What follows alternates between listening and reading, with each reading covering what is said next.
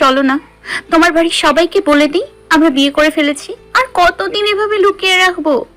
আর যে পারি না। কথাটা বলেই হাউমাউ করে কেঁদে দেয় তনু। পাশেই ঠাই হয়ে দাঁড়িয়ে আছে রূপ। এই মুহূর্তে তনুকে ঠিক কি বলবে বুঝতে পারছে না সে। আজ দিয়ে তাদের বিয়ের 93তম দিন পূর্ণ হলো।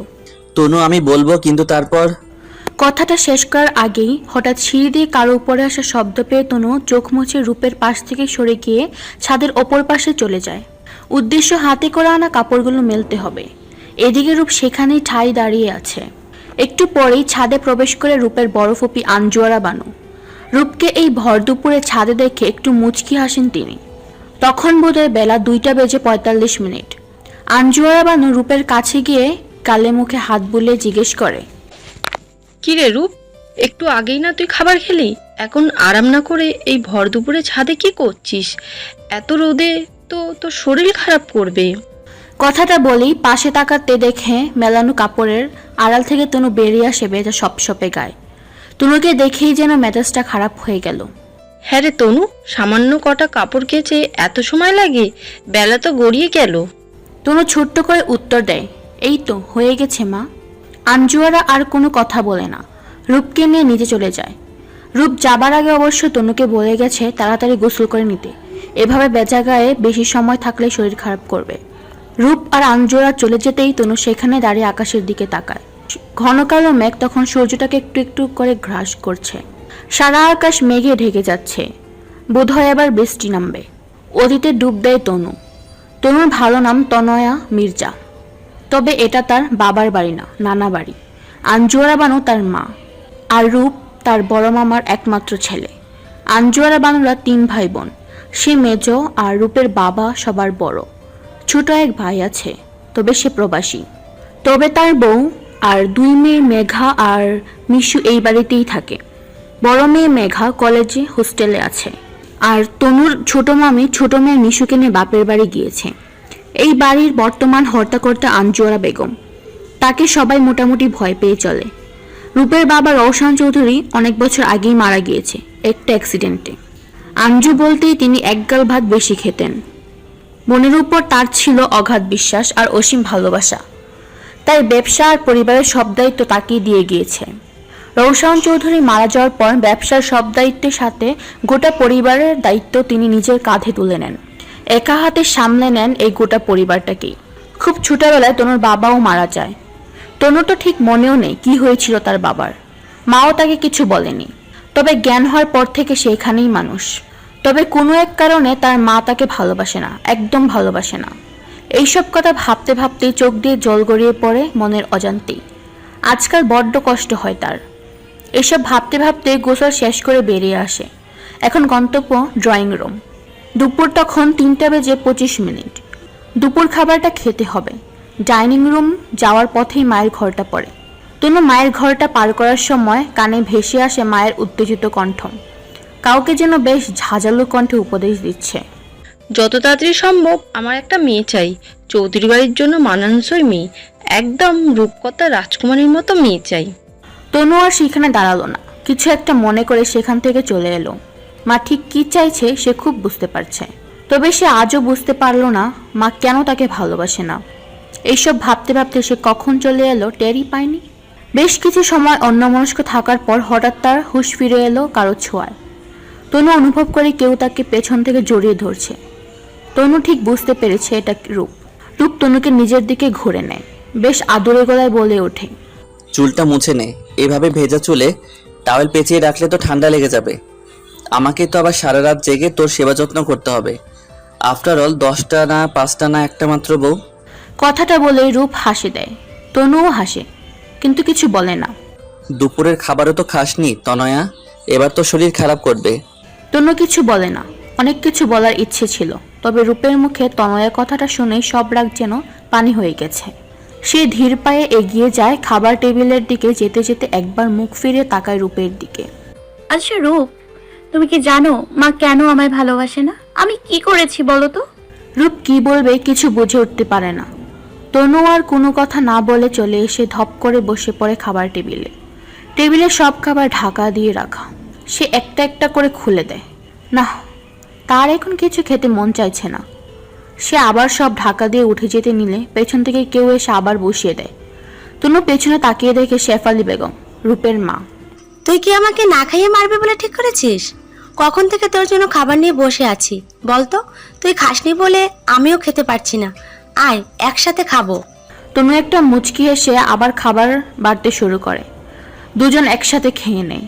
এই গোটা বাড়িতে শেফালি বেগম একমাত্র মানুষ যে তনুকে ভালোবেসে যত্ন নেয়।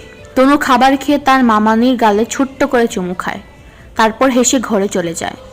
এদিকে আঞ্জুরা বানু বিছায় বেশ গুটি গুটি হয়ে বসে আছে। এ বেশ বুঝতে পারছে তনুর প্রতি রূপের টানটা দিন দিন বাড়ছে। একদিন তো এই টানের জন্য রূপকে বিদেশ পাঠিয়েছিল, কিন্তু এত বছর পরেও সেই টান যেন একটুও কমেনি, বরং বেড়েই চলেছে। তবে ভাইকে দেওয়ার কথা তো তার রাখতেই হবে। বেশ ভাবনা চিন্তা করে আঞ্জুরা বেগম রূপের মাকে ঘরে ডেকে পাঠান। শেফালি বেগম ঘরে আসতেই তার হাতে একটা মেয়ের ছবি হাতে ধরিয়ে দেন। এটা ভাইজানের বন্ধু সেলিম সিকদারের একমাত্র মেয়ে ঝুমার ছবি। মেয়ে বেশ সুন্দরী, তাই না ভাবি? শেফালি বেগম কৌতূহল নিয়ে তাকায় আঞ্জুরা বানুর দিকে। মেয়ের ছবি কেন দেখাচ্ছ বলো তো ননদিনী? আঞ্জুরা বানু ছোট্ট হাসি দিয়ে উত্তর দেয়, আমাদের রূপের সাথে বেশ মানাবে, তাই না বলো? শেফালি বেশ থতমত হয়ে খেয়ে যান। রূপ কি মানবে? কেন মানাবে না? না মানালে আমি মানিয়ে নেব। শেফালি বেগম আর কিছু বলে না, ছোট্ট হাসি দিয়ে উত্তর দিয়ে চলে যায়। তুমি যা ভালো মনে করো। আমি নই ভাবি, ভাইজান। আমি শুধু ভাইজানকে দেওয়া কথা রাখতে চাচ্ছি। আজ তনুর ঘুম থেকে উঠতে বেশ দেরি হয়ে গিয়েছে। তাড়াহুড়া করে না খেয়ে বেরিয়ে আসে বাড়ি থেকে, উদ্দেশ্য যত দ্রুত সম্ভব ভার্সিটিতে যেতে হবে। আজ বেশ গুরুত্বপূর্ণ অ্যাসাইনমেন্ট জমা দিতে হবে। রূপ একবার ভাবে সে গাড়ি দিয়ে তনুকে পৌঁছে দেবে, তবে পরক্ষণে কি একটা ভেবে খাবার টেবিলে ছেড়ে আর ওঠে না, সেখানেই বসে থাকে। এদিকে তনু দ্রুত এসে একটা সিএনজি ডেকে নেয়, কিন্তু কি বিপদ! এই সিএনজি তো অর্ধেক রাস্তায় এসেই খারাপ হয়ে যায়। তনু মাথায় হাত দিয়ে দাঁড়িয়ে পড়ে রাস্তায়। এখন কি হবে? কি করে যাবে সে? রাস্তায় তো আর কোনো গাড়িও নেই। তনু ফোন বার করে রূপকে ফোন দেয়, যাতে সে দ্রুত গাড়ি নিয়ে এসে তনুকে ভার্সিটিতে পৌঁছে দেয়, নয়তো বেশ দেরি হয়ে যাবে। রূপ কল রিসিভ করে। তনু রূপকে কিছু বলতে যাবে, তার আগেই সে খেয়াল করে তার পাশে এসে দাঁড়ায় একটা কালো গাড়ি। জানালার গ্লাস নামাতেই তনু বলে ওঠে, আরে অন্তর ভাইয়া, তুমি এখানে? অন্তর রূপের ছোটবেলার বন্ধু। সেই সুবাদে সে বেশ কয়েকবার রূপের বাড়িতেও এসেছে, তাই সে তনুকে খুব ভালো করেই চেনে। কি ব্যাপার তনয়া, তুমি রাস্তায় একা দাঁড়িয়ে আছো কেন? ক্যাম্পাস যাবে না? 9টা তো বেজে গেল। তনু মুখ কালো করে উত্তর দেয়, একেই তো বের হতে দেরি হয়েছে, তার ওপর দেখো না গাড়িটাও মাঝ রাস্তায় খারাপ হয়ে গেল। অন্তর একগাল হেসে গাড়ির দরজাটা খুলে দেয়। এসো তোমায় পৌঁছে দিই। তনু একটু ইতস্তত বোধ করে। থাক, তোমায় কষ্ট করতে হবে না, একটু পরেই কোনো না কোনো সিএনজি চলেই আসবে। আরে থাকবে কেন, ভয় পেও না তনয়া, আমিও তো তোমার ক্যাম্পাসেই যাব। দুজনের গন্তব্য যখন একই, তখন বাকিটা পথ না হয় একসাথেই চললাম। তনু আর কিছু বলে না, গাড়িতে উঠে পড়ে।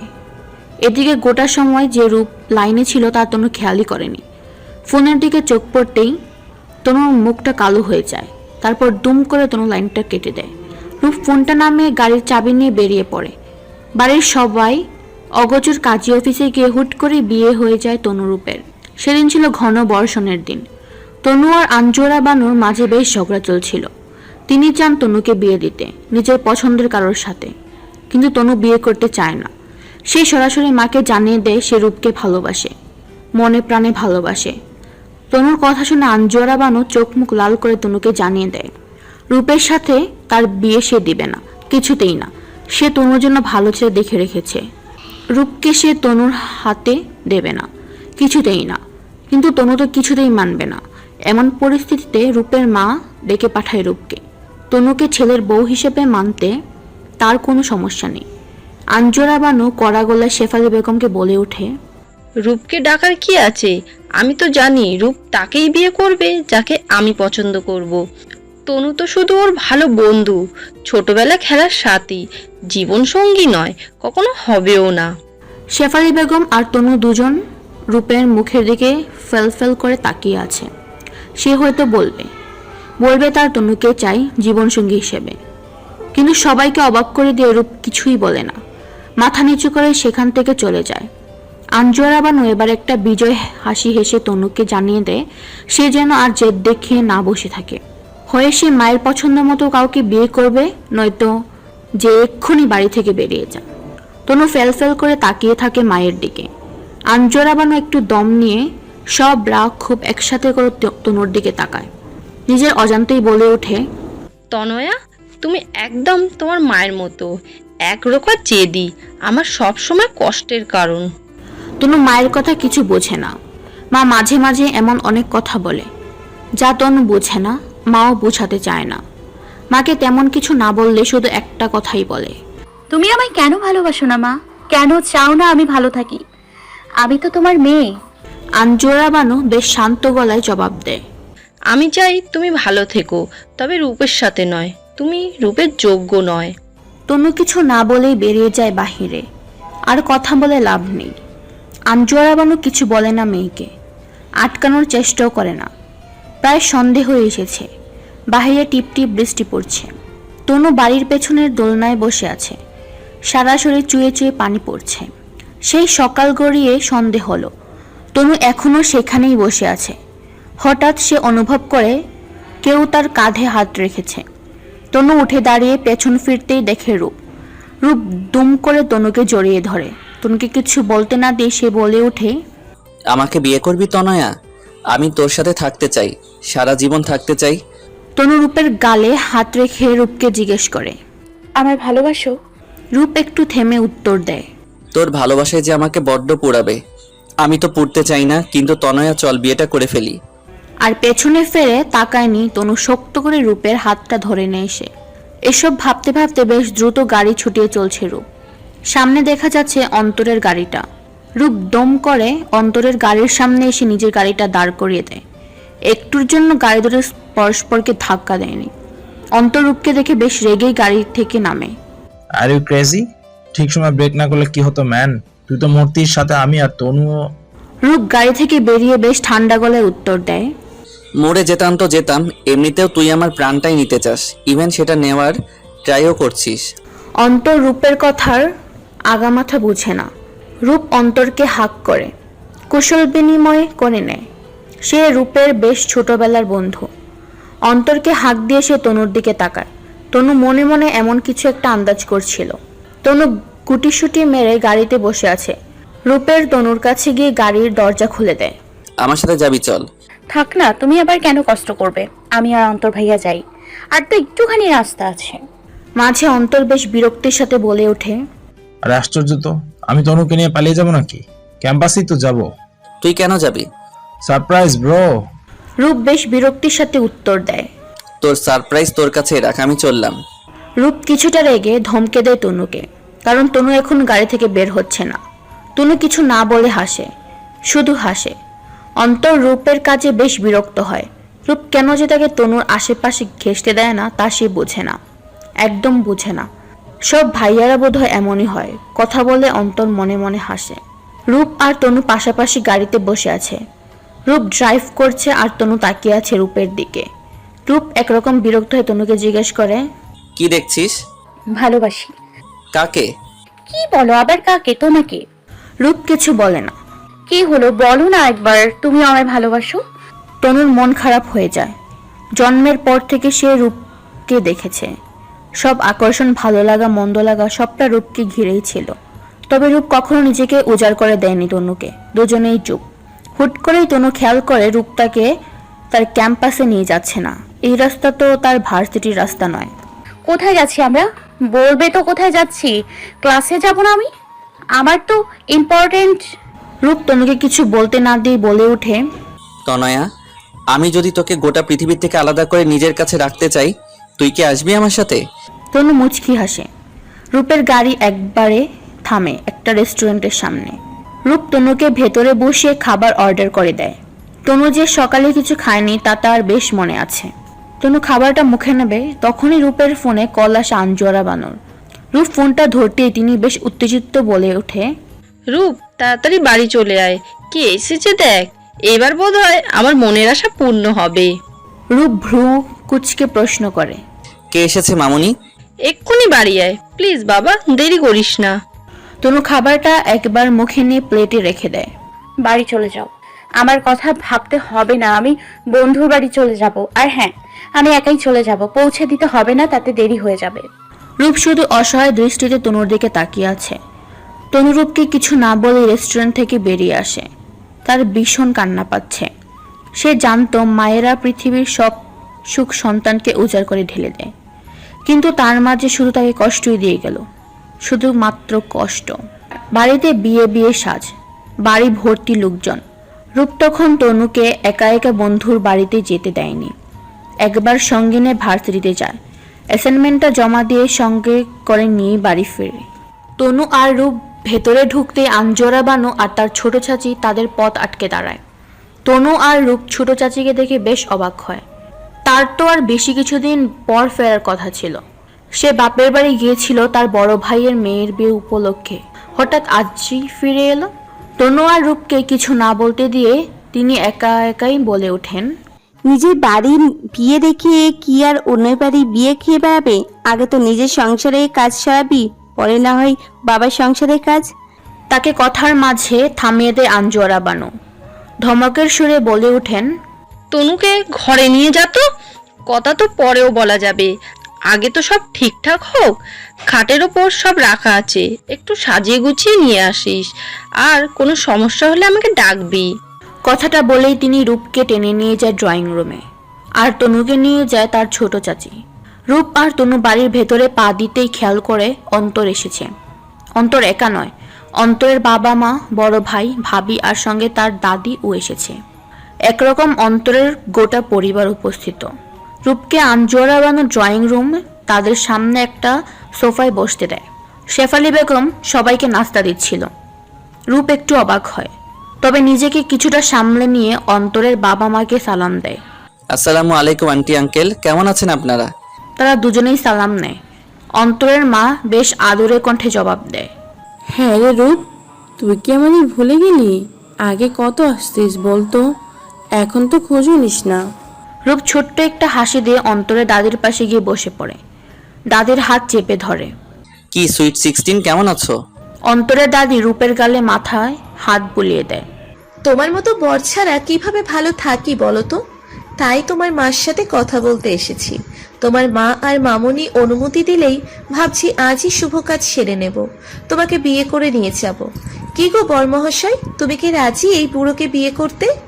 এবার রূপের সাথে সাথে সবাই হেসে ওঠে। খুব রাজি। তোমার মতো সুইট বউ পেলে রাজি না হয়ে কি পারা যায়? রূপ বেশ সিরিয়াস ভঙ্গিতে অন্তরকে জিজ্ঞেস করে, কিরে অন্তু, হঠাৎ তো এইভাবে, কোনো সমস্যা হয়েছে? অন্তর মুচকি হাসে। কেন, কোনো সমস্যা ফেলে দিলাম নাকি? না তেমন কিছু না, হঠাৎ এভাবে এলি তাই আর কি। বলেছিলাম না সারপ্রাইজ আছে। মানে কিসের সারপ্রাইজ?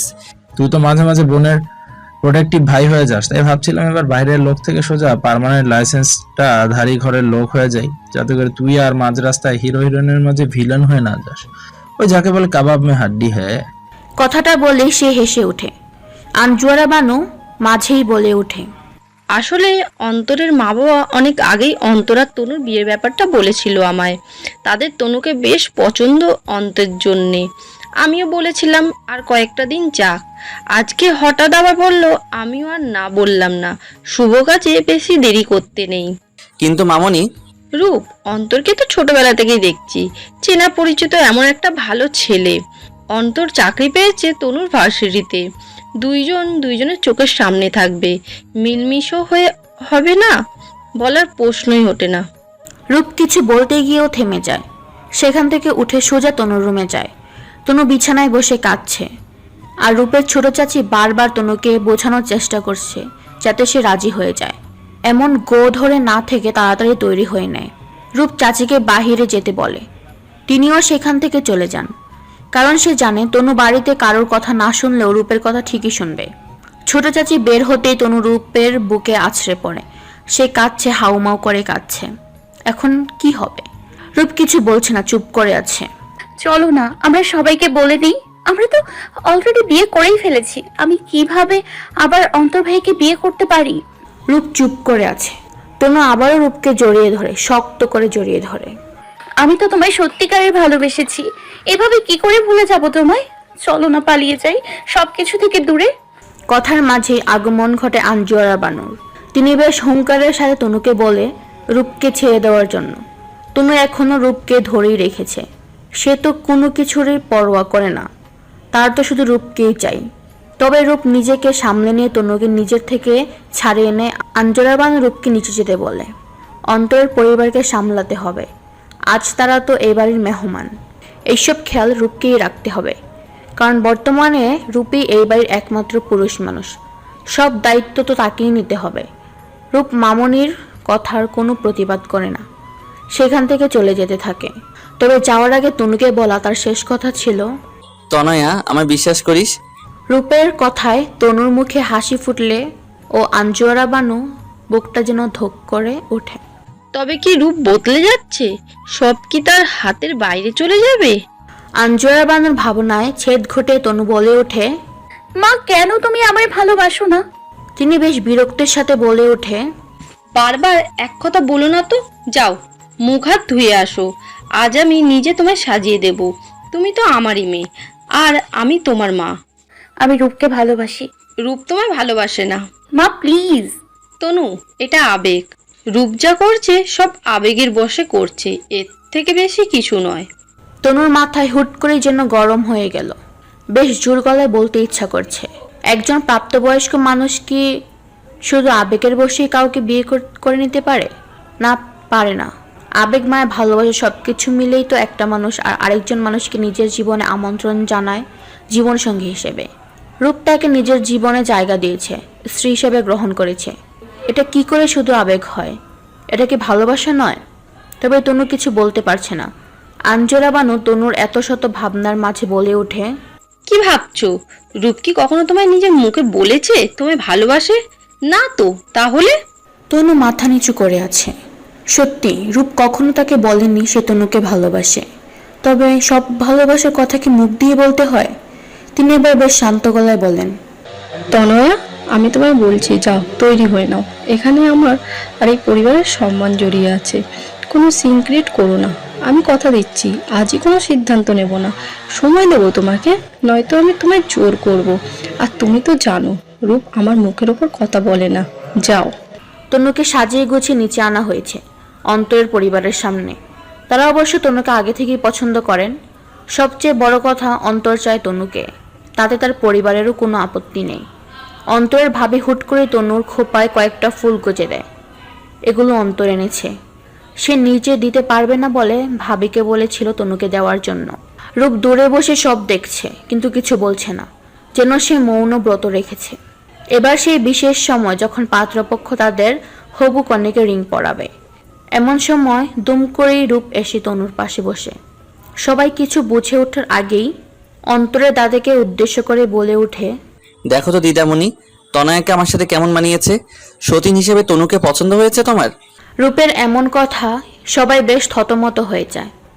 অন্তরের দাদি স্লান হেসে উত্তর দেয়, আমি তো সতীনের সংসার করতে পারবো না, তার চেয়ে বরং তনু আমার নাতবই হোক, আর তুমি আমার বর। কথাটা বলেই তিনি উঠে তনুর হাতে বালা পরিয়ে দিতে আসেন। রূপ দাদিকে বাধা দেন। দিদার হাত থেকে বালা নিজের হাতে নেয়। এগুলো তনুর জন্য নয়, যত্ন করে রেখে দাও ভবিষ্যতের জন্য, কারোর জন্য। দিদা বেশ অবাক হয়ে প্রশ্ন করে, মানে?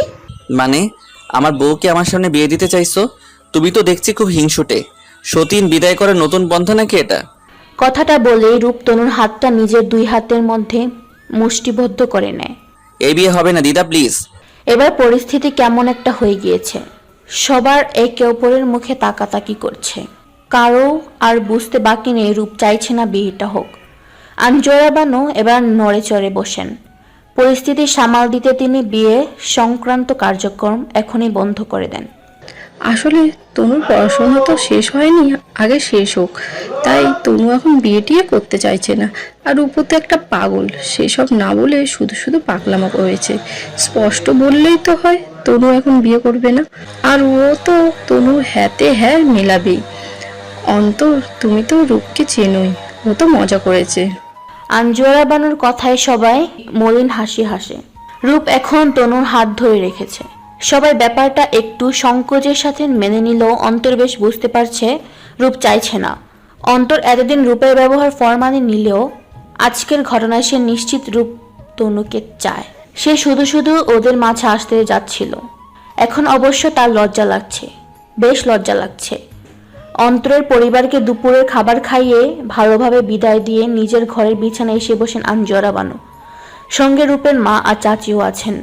আঞ্জুয়ারা বানু একটা পান সেজে রূপের মায়ের হাতে দিয়ে প্রশ্ন করে, আচ্ছা ভাবি, তনুকে তোমার কেমন লাগে? তিনি মৃদু হাসেন। কেমন আবার লাগবে, ছোট থেকে তো তনুকে আমি মানুষ করেছি আমার মতো করে। রূপ তো তোমার হাতে মানুষ, ছেলেটা সেই ছোট থেকেই তুমি ছাড়া কিছুই বুঝতো না। আমার তনুই তো আমার পায়ে পায়ে ঘুরতো, তুমি তো তনুকে দেখতেই পারতে না। কথাটা বলতে গিয়ে তিনি থেমে যান আর চোখে তাকান আঞ্জুয়ারা বানুর দিকে। বেশ থতমত খেয়ে যান। আসলে আমি অমনভাবে বলতে চাইনি। না, ঠিকই তো বলেছে, তনুকে আমি ভালোবাসি না। রূপের চাচি এবার নীরবতা ভেঙে বলে ওঠেন, সে যাই হোক, রূপের সাথে তনুর বিয়ে হলে মন্দ না, দুজনে একসঙ্গে সঙ্গে থাকবি, আর তনুও পরে বাড়ি যেতে হবে না। শেফালি বেগমও তাতে সহমত প্রকাশ করেন। আঞ্জুয়ারা বানু শেফালি বেগমকে ধমক দিয়ে থামিয়ে দেন। না, সেটা সম্ভব না। সেরূপ যাই বলুক, তনুও যোগ্য নয়। রূপের চাচি বলে ওঠেন, রূপ যে বলল ও তনুকে বিয়ে করবে। এবার আঞ্জুয়ারা বানুর চোখ মুখ লাল হয়ে যায়। এতদিন আমার রূপকে দেখেছো, এটুকু বুঝো না ছেলে কোনটা মজা করে বলছে আর কোনটা সত্যি সত্যি বলছে? রূপ হয়তো তনুকে পছন্দ করে, কিন্তু আমাকে না জানিয়ে বিয়ে অসম্ভব। শেফালি বেগমের মুখটা মলিন হয়ে যায়। তিনি আজ অব্দি বুঝতে পারলেন না তার ননদকে। তার যে তনুর উপর কিসের এত রাগ তিনি বুঝতে পারেন না। তবে তিনিও মনে মনে চান রূপ আর তনুর বিয়েটা হোক। সন্ধ্যায় রূপ ছাদে বসে স্মোক করছিল, অতিরিক্ত টেনশন থেকে মুক্তির পথ। তনু কোথা থেকে এসে রূপকে পেছন থেকে জড়িয়ে ধরে। রূপ সিগারেটটা ফেলে দেয়। আমার এখন তোমায় চুমু খেতে মন চাইছে, তবে খাবো না। রূপ তনুকে ছাড়িয়ে নেয়, চোখে মুখে চিন্তার ছাপ। তনু একটু অপ্রস্তুত হয়ে যায়।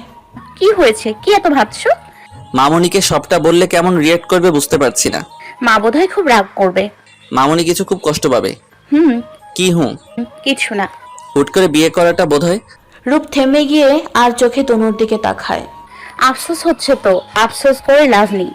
কেন? কেন আবার? তোমাকে বিয়েটা তো করেই নিয়েছি, এখন ভাবছি 2-4টা বাচ্চা কাচ্চা নিয়ে নেব, তাতে তো মার আফসোস 2 গুণ 3 গুণ হয়ে যাবে।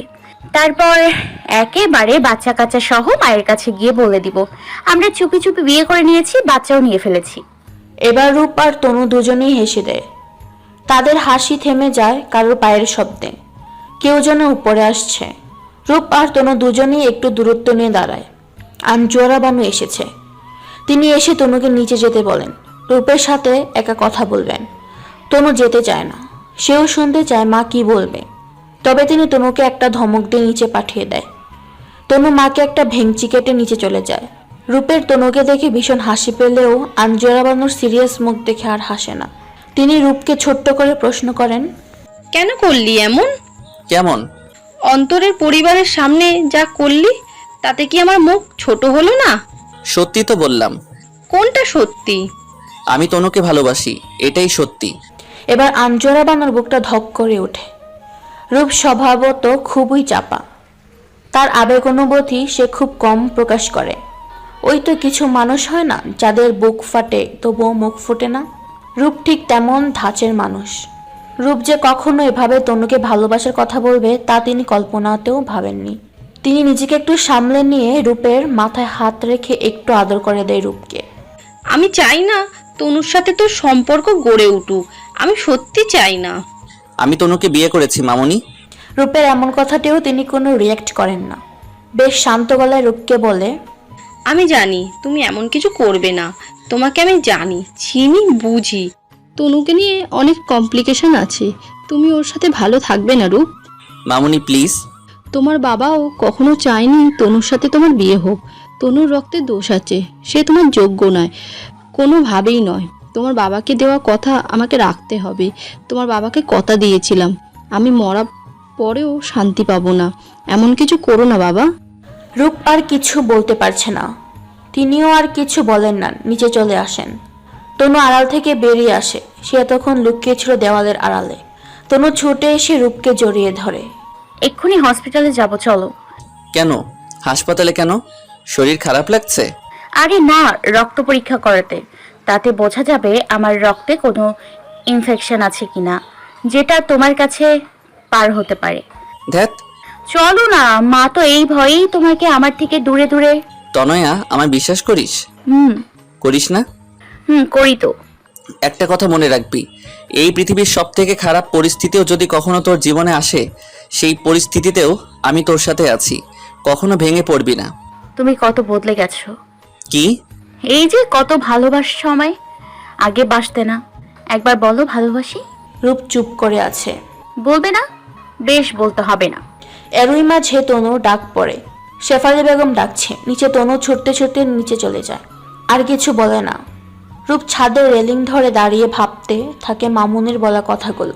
মামুনি যে কথাগুলো প্রথমবার বলেছে এমনটা নয়, এর আগেও বলেছে।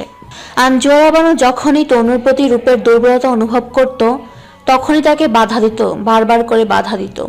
কিন্তু প্রত্যেক বাধা যেন তনুর প্রতি রূপের আবেগ অনুভূতিগুলোকে আরো তীব্র করে তোলে। ওই যে হিউম্যান সাইকোলজি, মানুষ নিষিদ্ধ জিনিসের প্রতি আরো বেশি করে আকর্ষণ অনুভব করতে থাকে। রূপও তার ব্যতিক্রম নয়। তনু নিজে এসে দেখেন শেফালি বেগম খাবার টেবিল গুছিয়ে রেখেছে।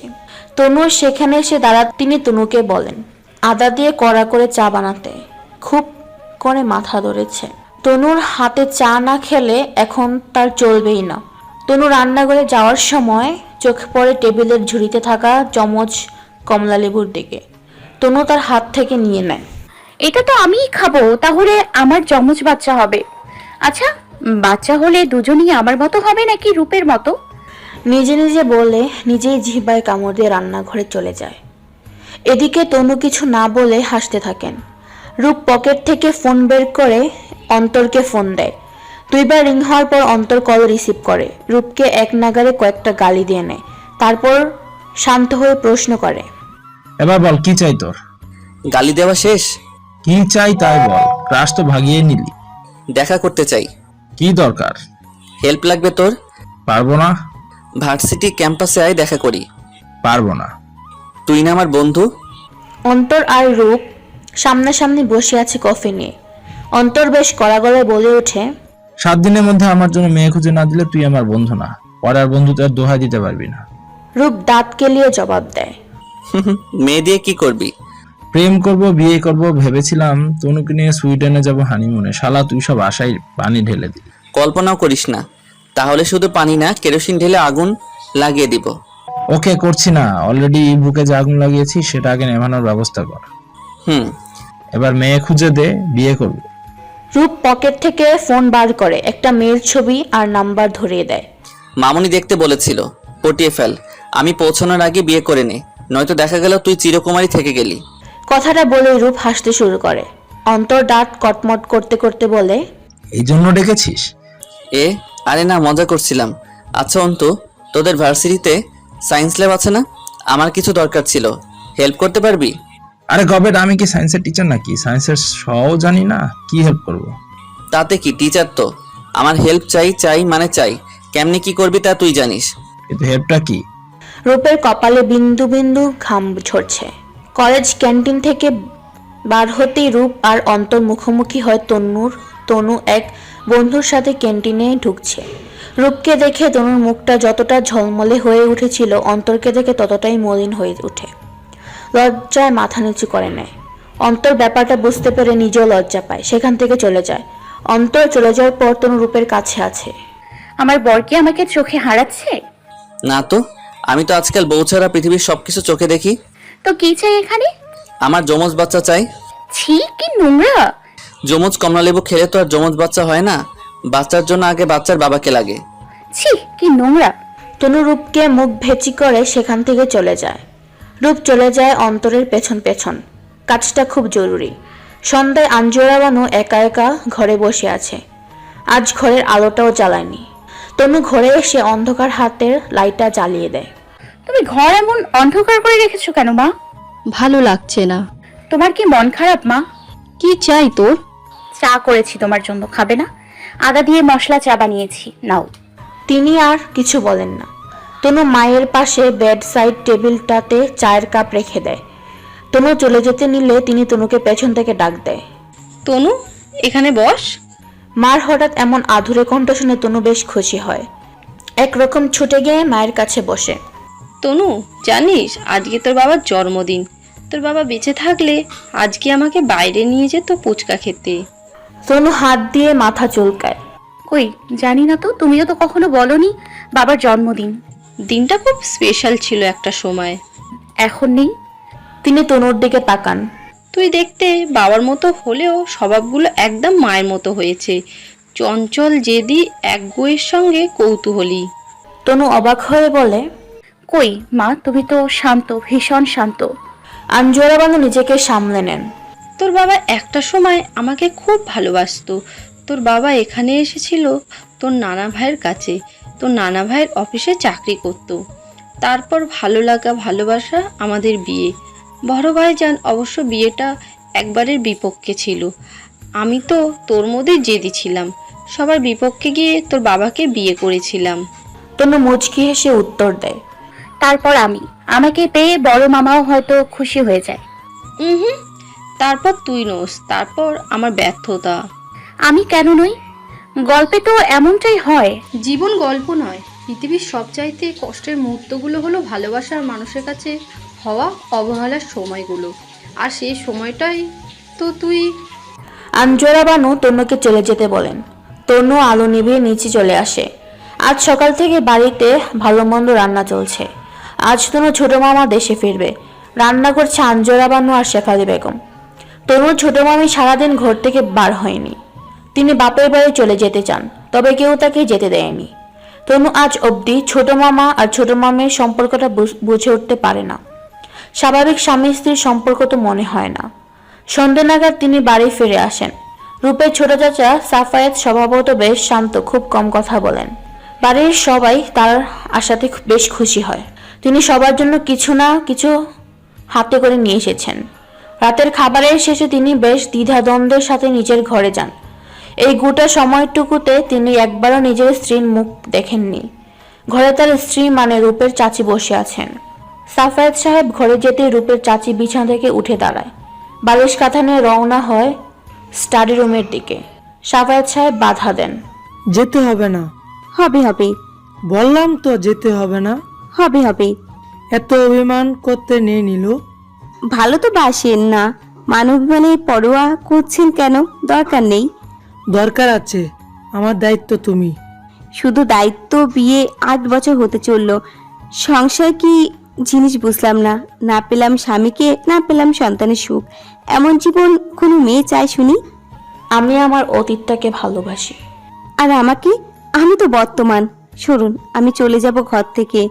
সাপের তাই স্ত্রী নীলুকে বিছানায় টেনে বসিয়ে দেয়। মাত্র 2 দিনের জন্য এসেছি, একটু কষ্ট করো, তারপর আবার চলে যাব। আমার ঘর সংসার সবই তো তোমার। সবাই আমার, শুধু আপনি ছাড়া। নীলু, তিনি নাক ফুলিয়ে উত্তর দেন। এমন তাসে ঘর করবেন বলেই কি এসেছিলেন? চাই না এমন জীবন। সাফায়েত আর কিছু বলেন না। এতদিনে নীলুর মনে অভিমানের পাহাড় জমে গিয়েছে। রাতে সবাই শুয়ে পড়ার পর তনু গুটি গুটি পায়ে ছাদের দিকে হাঁটা দেয়। সে জানে রূপ এখন ছাদে তার জন্য অপেক্ষা করছে। এটা যেন তাদের রোজকার ডিউটি। ঘুমানোর আগে নিজেদের মতো একটা ছোট্ট জগৎ তৈরি করে, তারপর সেই জগৎটাতে একটু সময়ের জন্য বেঁচে থাকা। তনু ছাদে গিয়ে এদিক ওদিক তাকায়। কই, কোথাও তো রূপ নেই। এপাশ ওপাশ খোঁজাখুঁজি করে।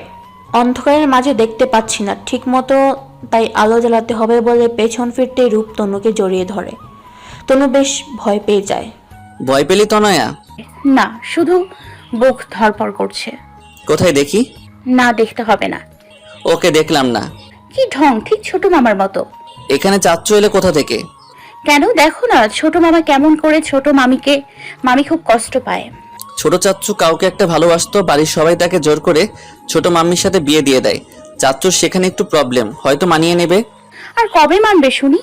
বুড়ো হলে। কথাটা বলেই রূপ হেসে ওঠে। আচ্ছা রূপ, মা যদি তোমায় অন্য কারোর সাথে বিয়ে দিয়ে দিত, তুমি কি এমন করতে? আমার শোকে পাথর হয়ে যেতে না?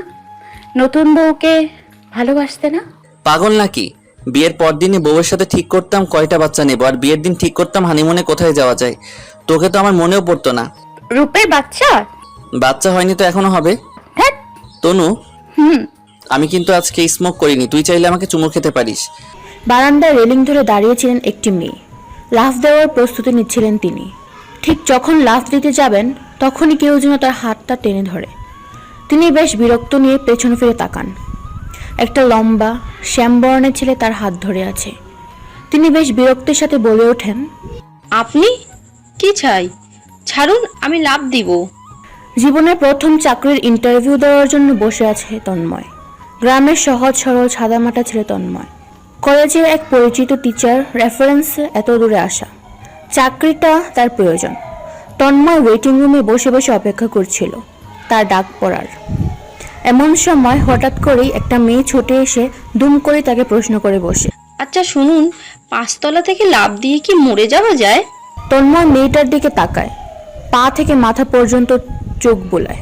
মেয়েটা কান্নাকাটি করে নাক মুখ লাল করে ফেলেছে। দৌড়িয়ে আসার জন্য এখনো হাঁপাচ্ছিল মেয়েটি। তিনি একটু মাথা চুলকে উত্তর দেয়, হ্যাঁ যাই তো। 5 তলা কেন, 3 তলা থেকে লাফিয়ে পড়লেও মারা যাওয়া সম্ভব, যদি হায়াত না থাকে তো। মেয়েটা একটা ঢুক গেলে আবারও প্রশ্ন করে, কোনোভাবে বেঁচে যাব না তো? ধরুন একটা হাত ভেঙে বেঁচে গেলাম বা পা ভেঙে বেঁচে গেলাম। তন্ময় একটু বিরক্ত হয়। মেয়েটা আবারও নিজে থেকেই বলে ওঠে, আসলে আমি মরতে চাচ্ছি। আপাতত ওই বারান্দা থেকে লাপানোটাই সহজ বলে মনে হচ্ছে। কথাটা বলেই তিনি খোলা বারান্দার দিকে চলে যান। তন্ময় প্রথমে মজা হিসেবে নিলেও মেয়েটির কর্মকাণ্ড তার ভালো ঠেকছে না। মেয়েটি যখন লাফ দেবে তার আগেই তন্ময় তার হাত চেপে ধরে। মেয়েটা ছিল আঞ্জরা বানু, তনুর মা, আর তন্ময় তনুর বাবা। এটাই ছিল তনুর বাবা মায়ের প্রথম পরিচয়। তন্ময় আঞ্জরা বানুকে ধরে নিয়ে বসায় একটা চেয়ারে। একটু সংকোচের সাথে প্রশ্ন করে, আপনি মরতে চান কেন? তিনি একটা বড় নিঃশ্বাস নিয়ে বলে ওঠে, প্রেমে ছ্যাঁকা খেয়েছেন কখনো? খেলে বুঝতেন কেমন লাগে। মানে? আজকে আমার বাবার সাথে আমার প্রেমিকের পরিচয় করানোর কথা ছিল। কত কি করে বাবাকে রাজি করিয়েছিলাম, অথচ একটু আগেই খোঁজ নিয়ে জানতে পারি সে আজকে একটা বিয়ে করেছে। এবার বলুন, আমার কি বেঁচে থাকা উচিত? আহ, কি লজ্জা! বাবার কাছে মুখ দেখাবো কিভাবে? তন্ময় বেশ জোরে জোরে হেসে ওঠে। ও, এই জন্য মরতে চান? হোতা নয় তো কি, আমি বাবাকে এই মুখ কি করে দেখাবো? দেখতে হবে না, মাস্ক পরে নিন, তাহলেই তো হয়। আঞ্জরা বোকার মতো তাকিয়ে থাকে। আমি ব্যর্থ। না, আপনি অনেক লাকি, তাই তো এমন একজন মানুষের হাত থেকে বেঁচে গেলেন। তাই নাকি? যান, বাড়ি চলে যান, এইসব চিন্তা বাদ দিয়ে। আঞ্জরা বানু উঠে দাঁড়ান। এমনিতেও তার সুইসাইড করার মতো সাহস ছিল না, তারপর ফ্রিতে মোটিভেশন পেয়ে বেশ ভালো লাগছে।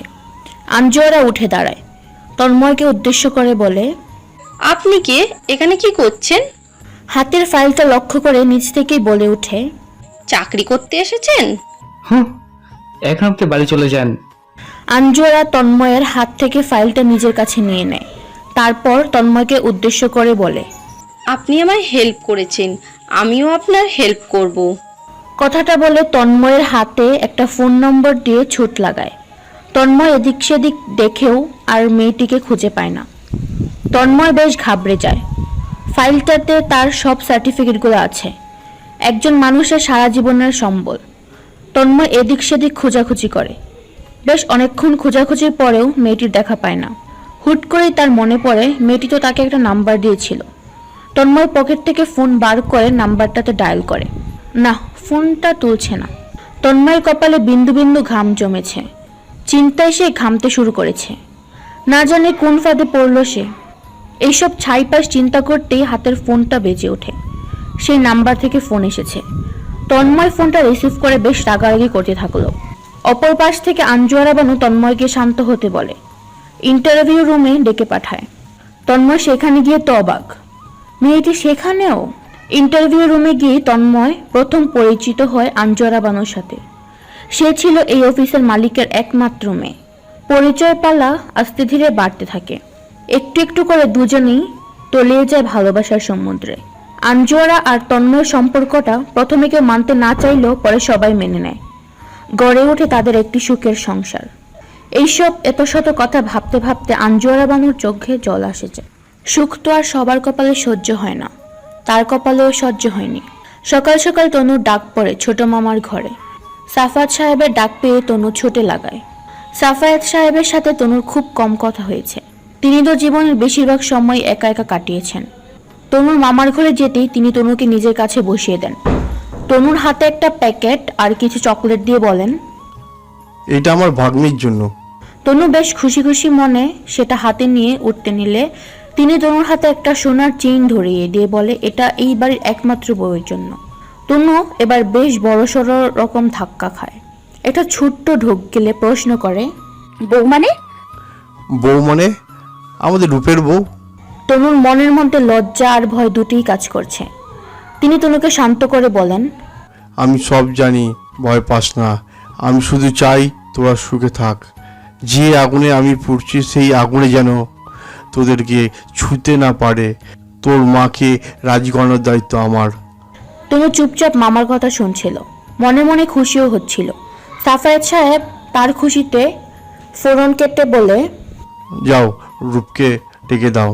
কেন, ওকেও গিফট দেবেন? তনু হেসে উত্তর দেয়, দেব, যাও ডেকে দাও। অন্তর বারবার রূপকে ফোন করছে, বেশ চিন্তিত দেখাচ্ছে তাকে। রূপ ফোনটা রিসিভ করতেই ওপাশ থেকে অন্তর বেশ উত্তেজিত হয়ে রূপকে বলে ওঠে, রিপোর্ট তো চলে এসেছে, তারা বলেছে শুধু 28% ম্যাচ করেছে, যার অর্থ নেগেটিভ। রূপ একটা বড় নিঃশ্বাস নেয়। এরই মাঝে তনু আসে রূপের ঘরে। তনুকে দেখে রূপ ফোনটা কান থেকে নামিয়ে রাখে। তনু একটু সন্দেহের দৃষ্টিতে তাকায় রূপের দিকে। কার সাথে কথা বলছো শুনি? তোর সতীনের সাথে। কি বলবি বল। ছোট মামা ডাকছে, চলে এসো। রূপ, আমি আবারও বলছি, তনুর সাথে আমি তোমার বিয়ে দেব না। বারবার একই কথা বলে আমায় বাধ্য করো না কোনো কঠিন কোনো সিদ্ধান্ত নিতে। এতটুকু কথা বলেই আঞ্জুয়ারা বানু বসার ঘর থেকে উঠে নিজের ঘরে চলে যান।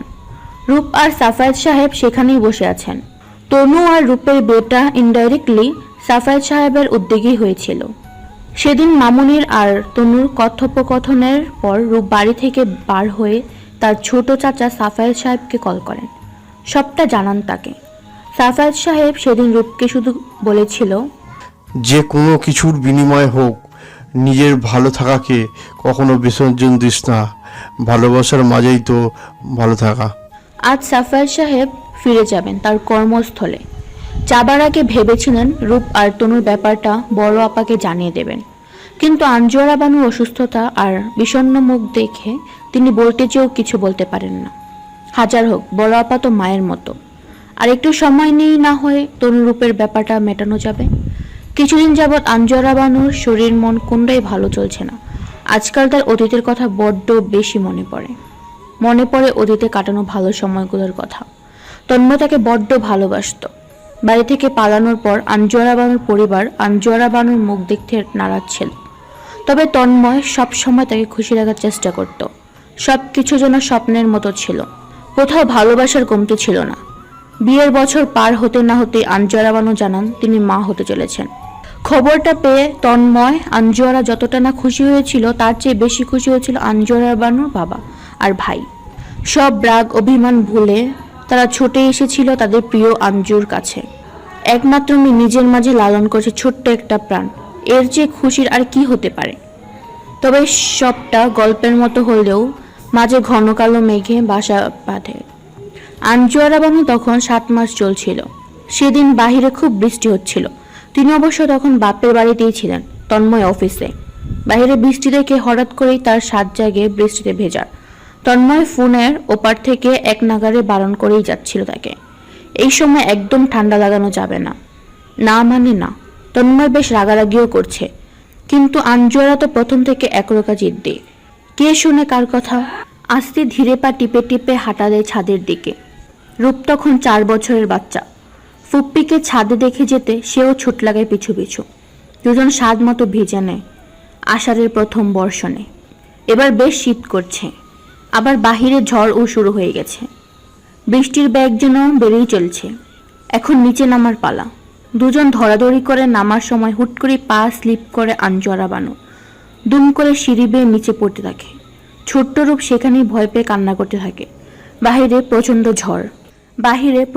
ঝড় চলছে আর আঞ্জু আর বানু নিচে পড়ে ছটপট করছে। তাদের চিৎকারে এক এক করে বেরিয়ে আসতে থাকে বাড়ির লোকজন। তন্ময়কেও সাথে সাথে ফোন করা হয়। আজ সকাল থেকে আঞ্জু আর বানুর কেন যেন বারবার নিজের মায়ের কথা মনে পড়ছে। সে সাফায়াতের কাছে যায়, বায়না ধরে গ্রামের বাড়ি যাবার জন্য। সেখানে তাদের বাবা মায়ের কবর আছে, একবার জিয়ারত করে আসবে, কাছ থেকে দেখে আসবে, এতেই হয়তো মন একটু শান্ত হবে। যদিও আজ সাফায়াত সাহেবের বিদেশ ফিরে যাবার কথা ছিল, তবুও বড় আপার আবদার রাখার জন্য রাজি হয়ে যায়। কাল সকাল সকাল বেরিয়ে যাবে সবাই, কিন্তু তনুর কি হবে? তনুর তো ফাইনাল এক্সাম চলছে, সে তো যেতে পারবে না। তনুর মাকে জানিয়ে দেয় একটা দিন সে বন্ধুর বাড়িতে থাকবে, তাতে তার কোনো অসুবিধা হবে না। তনু ছাড়া বাড়ির সবাই যাবে তাদের গ্রামের বাড়িতে। বেশ সকাল সকাল সবাই তৈরি হয়ে নেয়, উদ্দেশ্য গ্রামের বাড়িতে। তনু মা মামিদের বিদায় দিয়ে রওনা হয় কলেজে। বেরোনোর আগে তৈরি হয় নতুন সমস্যা। রূপের নাকি কি একটা কাজ পড়ে গেছে, এখন সেও নাকি যেতে পারবে না। রূপের মা বার কয়েক রূপকে বলে, কোনোভাবেই কি কাজটা পরে করা যায় না? একটা দিনেরই তো ব্যাপার, কাল বিকেলেই ফিরে আসবো। রূপ একটু অসহায় ভঙ্গিতে উত্তর দেয়, না, আমার সম্ভব না। তেমন হলে আমি নিজেই চলে যেতাম, কিন্তু সম্ভব না। আঞ্জু আর বানু কিছু বলে না, চোখ মুখ শক্ত করে দাঁড়িয়ে আছেন তিনি। রূপ মামনির দিকে তাকিয়ে ছোট্ট করে বলে, সরি মামুনি। সবাই বেরিয়ে যায় বাড়ির উদ্দেশ্যে। প্রায় 3টা নাগাদ তনুর এক্সাম শেষ হয়। তনু ক্যাম্পাস থেকে বের হয়ে রাস্তায় দাঁড়িয়ে আছে, সঙ্গে তার বান্ধবীও। উদ্দেশ্য একটা সিএনজি পেলে সেটা নিয়ে রওনা হবে ফ্রেন্ডের বাসায়, রাতটা সেখানেই থাকবে। হঠাৎ তাদের সামনে এসে দাঁড়ায় একটা কালো গাড়ি। রূপ গাড়ি থেকে নেমে আসে। তনু তো অবাক। যাওনি? গেছি তো। তাহলে কি রূপ গ্রামে গেছে আর আমি রূপের ভূত। কি সব বলো? দেখতেই তো পাচ্ছিস তোর সামনে দাঁড়িয়ে। গেলে না কেন? রূপ শান্ত স্বরে জবাব দেয়, তোর জন্য। পাশে তনুর বান্ধবী হেসে ওঠে। সে রূপ তনুর ব্যাপারে সবই জানে, বিয়েতে সাক্ষীও ছিল। রূপ তনুর ফ্রেন্ডকে বাসায় নামিয়ে দেয়। তনুও যেতে চাইলে তনুর হাত চেপে ধরে। কই যাস? কেন, নিশুর বাড়ি। কেন? ও মাঝ না ওর থাকার কথা, বাড়িতে তো কেউ নেই, কই থাকবো? কেন? এই যে আমি আছি, আমার সাথে থাকবি। তনু আর কিছু বলে না, অবাক দৃষ্টিতে তাকিয়ে থাকে রূপের দিকে। তারা দুপুরের খাবারটা একসাথে বাহিরেই খেয়ে নেয়। তনু বাড়ি ফেরে, গোসল শেষ করে বিছানায় গা এলিয়ে দেয়। ভীষণ ক্লান্ত, শোয়া মাত্রই সে ঘুমিয়ে পড়ে। রূপ বার কয়েক তনুকে দেখে যায়, সে এখনো ঘুমিয়েই আছে। প্রায় সন্ধে নাগাদ তনুর ঘুম ভাঙে। কিচেনে গিয়ে কফি বানিয়ে হাঁটা দেয় রূপের ঘরে। গোটা বাড়িতে এখন শুধু তারা দুজনেই আছে। রূপ বিছানায় বসে ফোন চাপছে। তনুকে দেখেও সে মাথা তুলছে না। তনু রূপের কাছে গিয়ে বসে, নাও কফি বানিয়েছি। দরকার নেই, যা ঘুমা, রাত হইছে। মানে কি? কিছু না। তনু বুঝে গেছে রূপ রেগে আছে। তনু মুখ কাচুমাচু করে উত্তর দেয়, একটু টায়ার্ড ছিলাম তো। ঠিক আছে। রাতে কি খাবে? কি রান্না করব, নাকি বাইরে থেকে কিছু অর্ডার করব? রূপ একটু নড়ে চড়ে বসে তনুর মুখের দিকে তাকিয়ে উত্তর দেয়, তনু বাহিরে যাবি ডিনার করতে, ক্যান্ডেল লাইট ডিনার। তনু হাসে, হেসে উত্তর দেয়, চলো যাই। দুজন রেডি হয়। তনু প্রথমে রেগুলার একটা ড্রেস পরলেও পরে রূপের জোড়াজুড়িতে একটি শাড়ি পরে নেয়। দুজনে বেশ কাপল কাপল লাগছে আজ। রাত খাবার শেষ করতেই তনু বাড়ি যেতে চায়। বেশ রাত হয়ে গেছে। রূপ ভ্রু কুচকে তনুকে বলে ওঠে, বাড়ি যাব কেন? আজ রাতে আমরা এখানেই থাকবো। তনু অবাক হয়ে বলে, এখানেই থাকবো? এখানেই।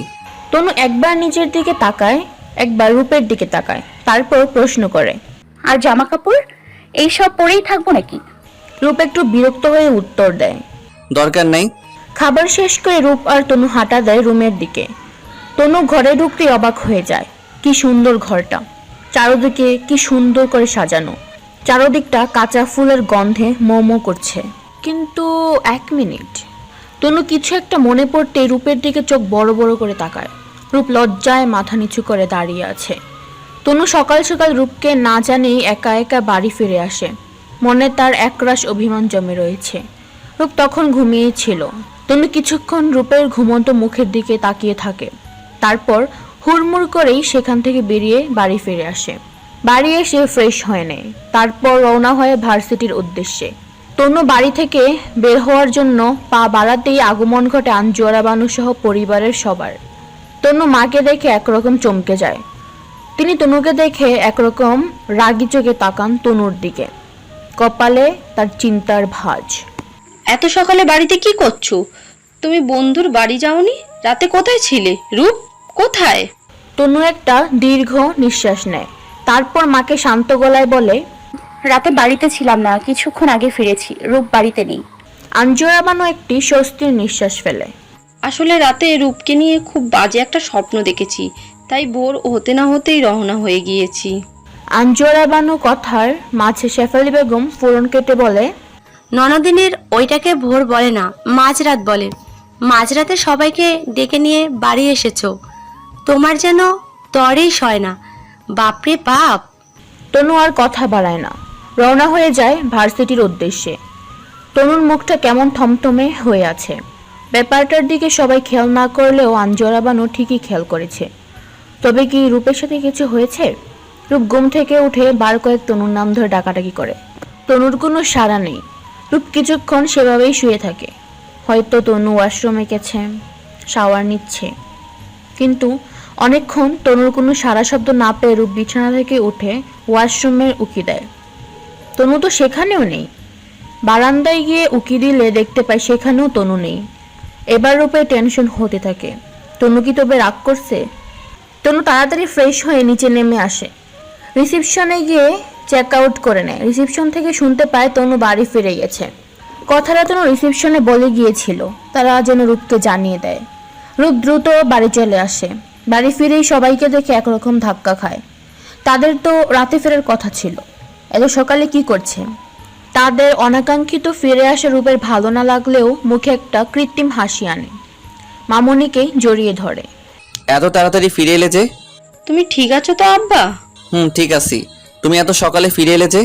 তোমাকে নিয়ে একটা খারাপ স্বপ্ন দেখেছি, ওখানে বসে চিন্তা করার থেকে ভাবলাম বাড়ি ফিরে আসি। রূপ এদিক সেদিক তাকায়, তনু কোথায়? পাশ থেকে রূপের ছোট চাচি রূপকে বলে, তনু পরীক্ষা দিতে গিয়েছে, আজ তো ওর পরীক্ষা। তনু খেয়েছে? কি জানি, আমরা বাড়ি ফিরতে তো দেখলাম ও রেডি হয়ে বেরিয়ে গেছিল, খেয়েছে কিনা জানি না। রূপের হাতের ঘড়ির দিকে তাকিয়ে আছে। পরীক্ষা শুরু হতে এখন ঘন্টাখানিক দেরি আছে। রূপ আর কথা না বাড়িয়ে বাহিরে বেরিয়ে পড়ে। আঞ্জুয়ারা বানু রূপকে বাধা দিয়ে বলে ওঠে, এখন যাস না, তুই যেতে যেতে তনু পরীক্ষা হলে ঢুকে পড়বে, খেতে পারবে না। রূপ মামনির কথায় মাথা নিচু করে নেয়। মামনি কিভাবে যেন তার মনের সব কথা বুঝে নেয়। আমি তনুর কাছে যাব না, একটু কাজ ছিল তাই। আঞ্জুয়ারা বানু আর কিছু বলেন না, ঠান্ডা চোখে তাকিয়ে থাকেন রূপের দিকে। রূপ মামনির দিকে না তাকিয়ে বেরিয়ে যায়। ক্যান্টিনে তনু একা একা বসে আছে। আজ তনু বেশ তাড়াতাড়ি ক্যাম্পাসে চলে এসেছে, কিছু খাওয়াও হয়নি তার, কিছু খেতেও ইচ্ছে করছে না। তনু না খেয়েই পরীক্ষার হলে ঢুকে পড়ে। কাল রূপের সাথে বেশ খানিকটা সময় কাটানো হয়েছে, তেমন একটা পড়াশোনাও করা হয়নি। তনু পরীক্ষা শেষ করে বার হতেই দেখে রূপ দাঁড়িয়ে আছে। তনু রূপের কাছে গিয়ে দাঁড়ায়। কেন এসছো? তোমাকে নিতে। তনু রূপের মুখে তুমি ডাক্তার শুনে বেশ অবাক হয়। হঠাৎ তুমি? আমাদের তো বিয়ে হয়েছে। বিয়ে হলেই তুমি ডাক্তার হবে? রূপ আর কিছু বলে না, তনুকে টেনে গাড়িতে তুলে নেয়। তনু কিছু বলছে না, চুপচাপ বসে আছে। রূপ নিজে থেকেই বলে ওঠে, রেগে আছিস তনু? সকাল থেকে তো কিছুই খাসনি, শরীর খারাপ করবে তো। I am sorry. সরি কেন বলছো? কাল নিজেকে সামলাতে পারিনি। After all we are husband wife, এখানে রাগ করার কিছু নেই। আমি রাগ করিনি। আমরা তোর হাজব্যান্ড ওয়াইফ তনু। কেউ জানে না। So what? কেউ না জানলে কি সব মিথ্যে হয়ে যাবে? তুমি ভালোবাসো না আমায়? কে বলেছে? ভালোবাসো, তাই কাল বারবার বলতে বললাম, বললে না তো। বলবো না মানে? বাসো না? তনয়া প্লিজ, সব কথা কি মুখে বলতে হয়? বাদ দাও। মাকে কবে বলবে সবটা? বাচ্চা হওয়ার পর? তুই বললে আজই বলে দেই। তনু আর কিছু বলে না। রূপ আর তনু একসাথে বাসায় ফেরে। সারাদিনে বহুবার রূপ তনু মুখোমুখি হয়। রূপ তনুর সাথে কথা বলতে চাইছে, কিন্তু তনু বলছে না, বারবার মুখ ফিরিয়ে নিচ্ছে। রাতে খাবার টেবিল আঞ্জুয়ারা বানু সবাইকে একসাথে ডেকে পাঠান। সচরাচর তনু আর শেফালি বেগম পরে খায়। আজ আঞ্জুয়ারা বানু ডাকে সবাই একসাথে বসেছে। আঞ্জুয়ারা বানু কোনো ভনিতা ছাড়াই বলে ওঠেন, আমি গ্রামে গিয়ে মেয়ে দেখে এসেছি, রূপের বিয়ে দেব। রূপের বাবার বন্ধুর মেয়ে। ছোটবেলাতেই রূপের বাবার কথা দিয়ে রেখেছিল তার বন্ধুকে। আমি শুধু রূপের বাবার কথা দেওয়ার কথা রাখতে চাচ্ছি। রূপের বিয়েটা দিয়ে দায়মুক্ত হতে চাই। কেউ কিছু বলছে না। তনু কথাটা শুনেই দুম করে খাবার টেবিল থেকে উঠে যায়। রূপ একটা দীর্ঘ শ্বাস ফেলে। মামুনি কেন যে মানছে না? রূপও খাবার খায় না, উঠে চলে যায়। খাবার টেবিলে সাফায়েত সাহেব উপস্থিত ছিলেন না, তিনি শ্বশুরবাড়ি গিয়েছেন। তনু বিছানায় শুয়ে শুয়ে কাঁদছে। তার জীবনের সবচেয়ে বড় দুঃখ মা তাকে ভালোবাসে না। আজকাল তনুর মনে হয় রূপও তাকে ভালোবাসে না। তনু শুয়ে শুয়ে এইসব ভাবছে আর রূপ একনাগারে তনুকে কল করেই যাচ্ছে। তনু ফোন তুলছে না। রূপ তনুকে মেসেজ করছে, ছাদে সে অপেক্ষা করছে তনুর জন্য। তনু হাজার অভিমানের পাহাড়কে ঠেলে সরিয়ে দিয়ে হাঁটা ধরে ছাদের দিকে, রূপের ডাককে অস্বীকার করার। তনু ছাদে পা দিতেই কেউ একজন পেছন থেকে তনুর চোখ দুটো চেপে ধরে। তনু বেশ বুঝতে পারছে এটা রূপ। ছাড়েন, আমি দেখতে পাচ্ছি না। যাতে দেখতে না পাস তাই তো ধরলাম। এবার চল। কোথায় যাব? যেখানে নিয়ে যাব। কোথায় নিয়ে যাবে? এভাবে নিয়ে গিয়ে ছাদ থেকে ফেলে দেবে নাকি? আমায় মেরে ফেললে মামুনির কথা মতো বিয়ে করে ঘরে নতুন বউ আনবে? কি সব বলিস? ঠিকই বলি, না থাকবে বাঁশ, না বাজবে বাঁশি। রূপ কিছু বলে না, সে হাসছে তনুর কথায়। রাতের রাতটা তার এখনো রয়ে গেছে। রূপ তনয়াকে ছাদের অপর পাশ নিয়ে গিয়ে দাঁড় করিয়ে দেয়। চোখের উপর থেকে হাত সরাতেই তনু অবাক হয়ে যায়। সেখানে ফুল দিয়ে সুন্দর করে লেখা আই লাভ ইউ। রূপ তনুর কানের কাছে গিয়ে আস্তে আস্তে করে বলে, ভালোবাসি তনয়া, আমি তোকে খুব ভালোবাসি। তনু অবাক চোখে তাকিয়ে আছে রূপের দিকে। কি বললে আবার বলো? রূপ হাসতে হাসতে সেখানে হাঁটু গেড়ে বসে আছে। তনুর হাতটা নিজের হাতের মধ্যে নিয়ে নেয়। মৃদুস্বরে আবারও বলে ওঠে, আমি তোমাকে ভালোবাসি তনয়া। রূপ পকেট থেকে একটা রিং বার করে তনুর হাতে পরিয়ে দেয়। তারপর তনুর হাতে পরে দেয়। মাথা নিচু করে বলে ওঠে, কাল রাতেই দিতে চেয়েছিলাম ফার্স্ট নাইট ফার্স্ট গিফট, কিন্তু মনে ছিল না। তনু রূপের কথায় হেসে দেয়। রূপ লজ্জা পেয়ে মাথা নিচু করে নেয়। এই পৃথিবীতে সব থেকে বেশি বিশ্বাস আমি দুইজন মানুষকে করতাম, একজন তনুর বাবা আর একজন রূপ। অথচ তোমরা দুইজনই আমাকে ভীষণভাবে ঠকালে। আঞ্জুয়ারা বানু কথাগুলো বলে নিজের ঘরে চলে যায়। একটু পরেই গ্রাম থেকে মেয়ে পক্ষ আসার কথা ছিল, রূপের বাবার বন্ধুর মেয়ে। সব ঠিকঠাক থাকলে আজই বিয়ে পড়িয়ে দিবে বলে ঠিক করেছিলেন আঞ্জুয়ারা বানু। রূপ সারাদিন ভেবে পায় না কি করবে। এদিকে তনুও সারাদিন থমথমে মুখ করে আছে, না কিছু খাচ্ছে না কারোর সাথে কথা বলছে। রূপ বার কয়েক তনুর সাথে কথা বলার চেষ্টা করলেও সে মুখ ফিরিয়ে নিয়েছে। একটু আগে তনু রূপের ঘরে গিয়েছিল তাকে পরার জামা দিতে। তনু জামা রেখে ফিরে যেতে নিলে রূপ তনুর হাত ধরে নেয়। কথা বলিস না কেন? ইচ্ছে করছে না। আমার সাথে কথা বলতে ইচ্ছে করছে না? না তো, তোমার সাথে কেন হবে না? আমার তো আমার স্বামীর সাথে কথা বলতে ইচ্ছে করছে না। যেই স্বামী একটু পর নতুন বর সেজে অন্য মেয়ের কাছে যাবে, বিয়ে করবে, বাসর করবে। রূপ একটু রাগী গলায় বলে ওঠে, কি সব বলছিস? মাথা ঠিক আছে? ঠিকই তো বলছি। কি চাস? কিছু না।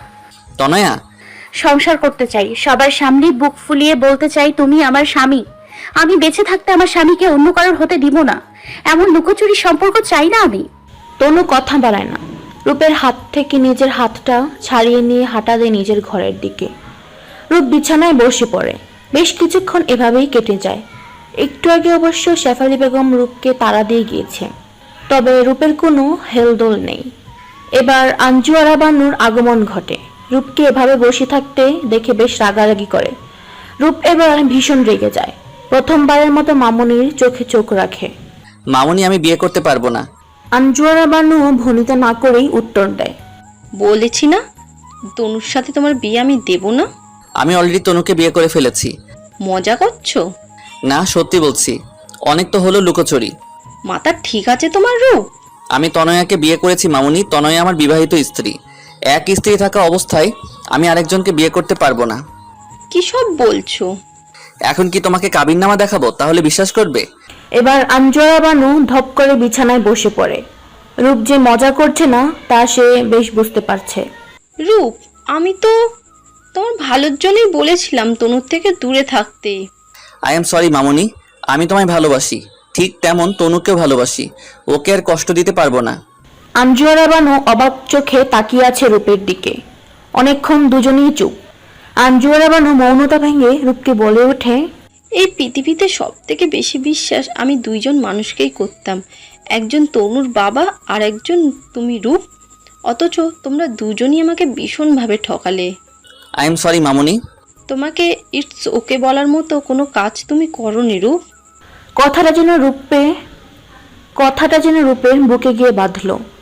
আঞ্জুয়ারা বানু কথাগুলো বলে ঘরে গিয়ে দরজা বন্ধ করে দেয়। ডুব দেয় অতীতের পাতায়। সেদিন সিঁড়ি থেকে পড়ে আঞ্জুয়ারা বানুর বাচ্চাটা নষ্ট হয়ে যায়।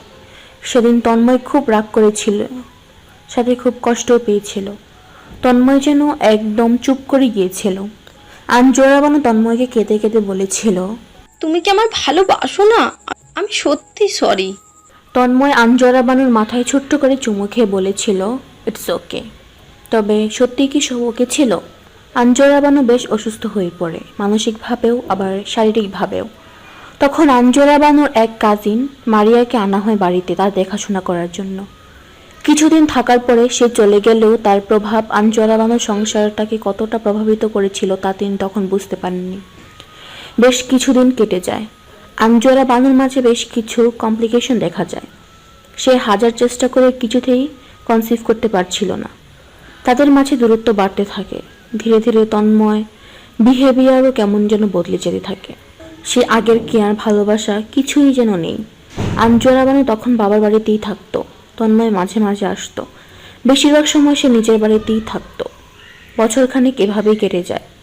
একদিন আঞ্জুয়ারা বানু লক্ষ্য করে তন্ময় কারোর সাথে ফোনে কথা বলে।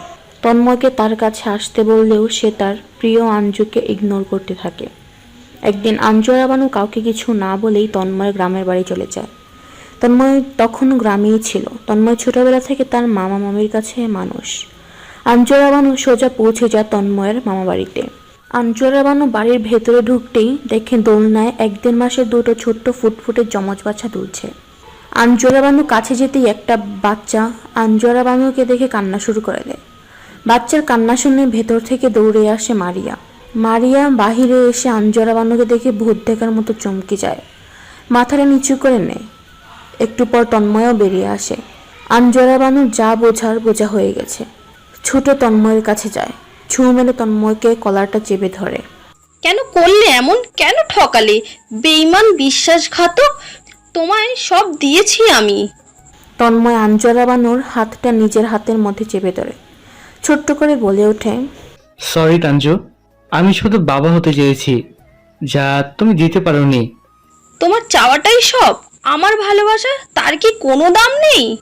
তন্ময় কিছু বলে না, মাথা নিচু করে আঞ্জুয়ারা বানুর হাতটা মুখের কাছে নিয়ে ছোট্ট করে চুমু খায়। আঞ্জুয়ারা বানু হাতটা ছাড়িয়ে নেয়।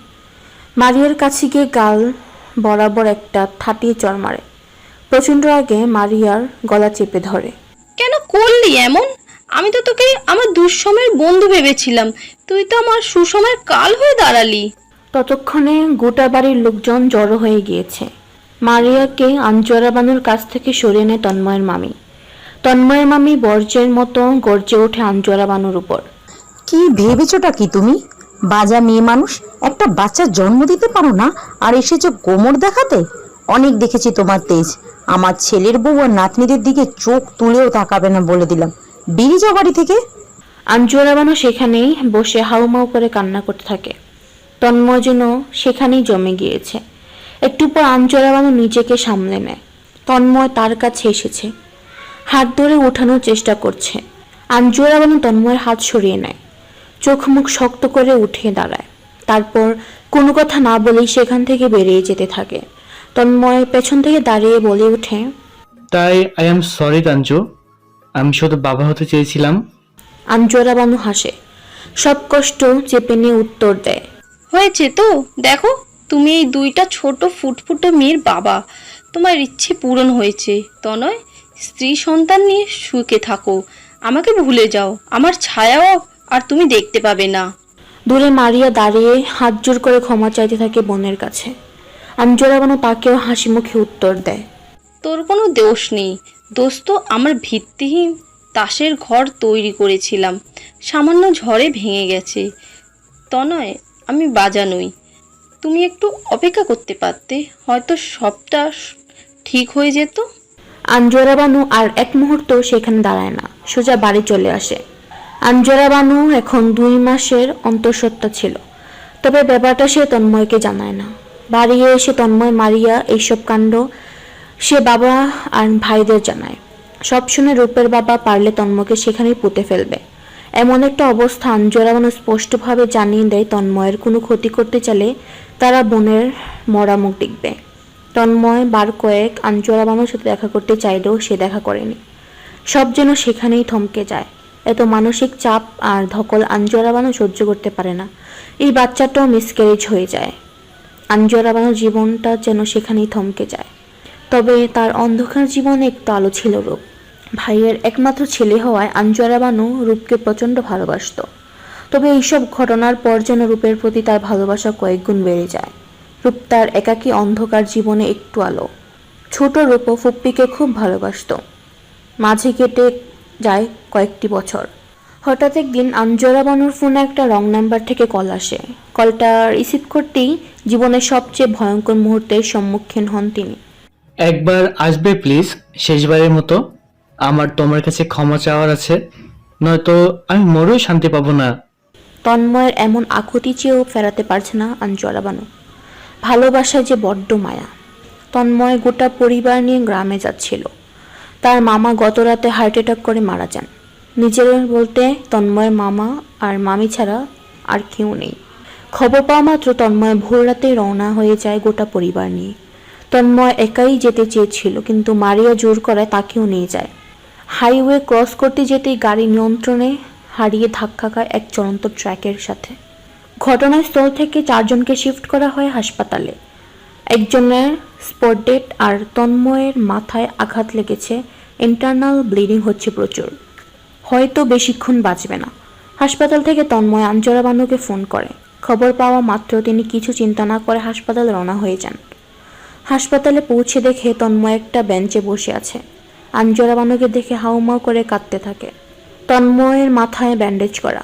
আঞ্জুরা বানু বেশ উদ্বিগ্ন কণ্ঠে প্রশ্ন করে, সব ঠিক আছে তো? আঞ্জুরা বানুকে দেখে তন্ময় বেশ শান্ত হয়ে বসে থাকে, কোনো হেলদোল নাই। আঞ্জুরা বানু আবারও প্রশ্ন করে, তুমি ঠিক আছো তনয়? তন্ময় আঞ্জুরা বানুর দিকে তাকায়। তন্ময়ের এমন ঠান্ডা দৃষ্টি আঞ্জুরা বানুকে কখনো দেখেনি। তন্ময় বলতে শুরু করে, আমার বাবা আমায় কখনো ভালোবাসেনি তাঞ্জু। মাকে তার পছন্দ হয়নি। দাদু জোর করে বাবাকে মায়ের সাথে বিয়ে দিয়েছিল। দাদুর প্রতি রাগ বাবা মায়ের উপর ঝাড়ত।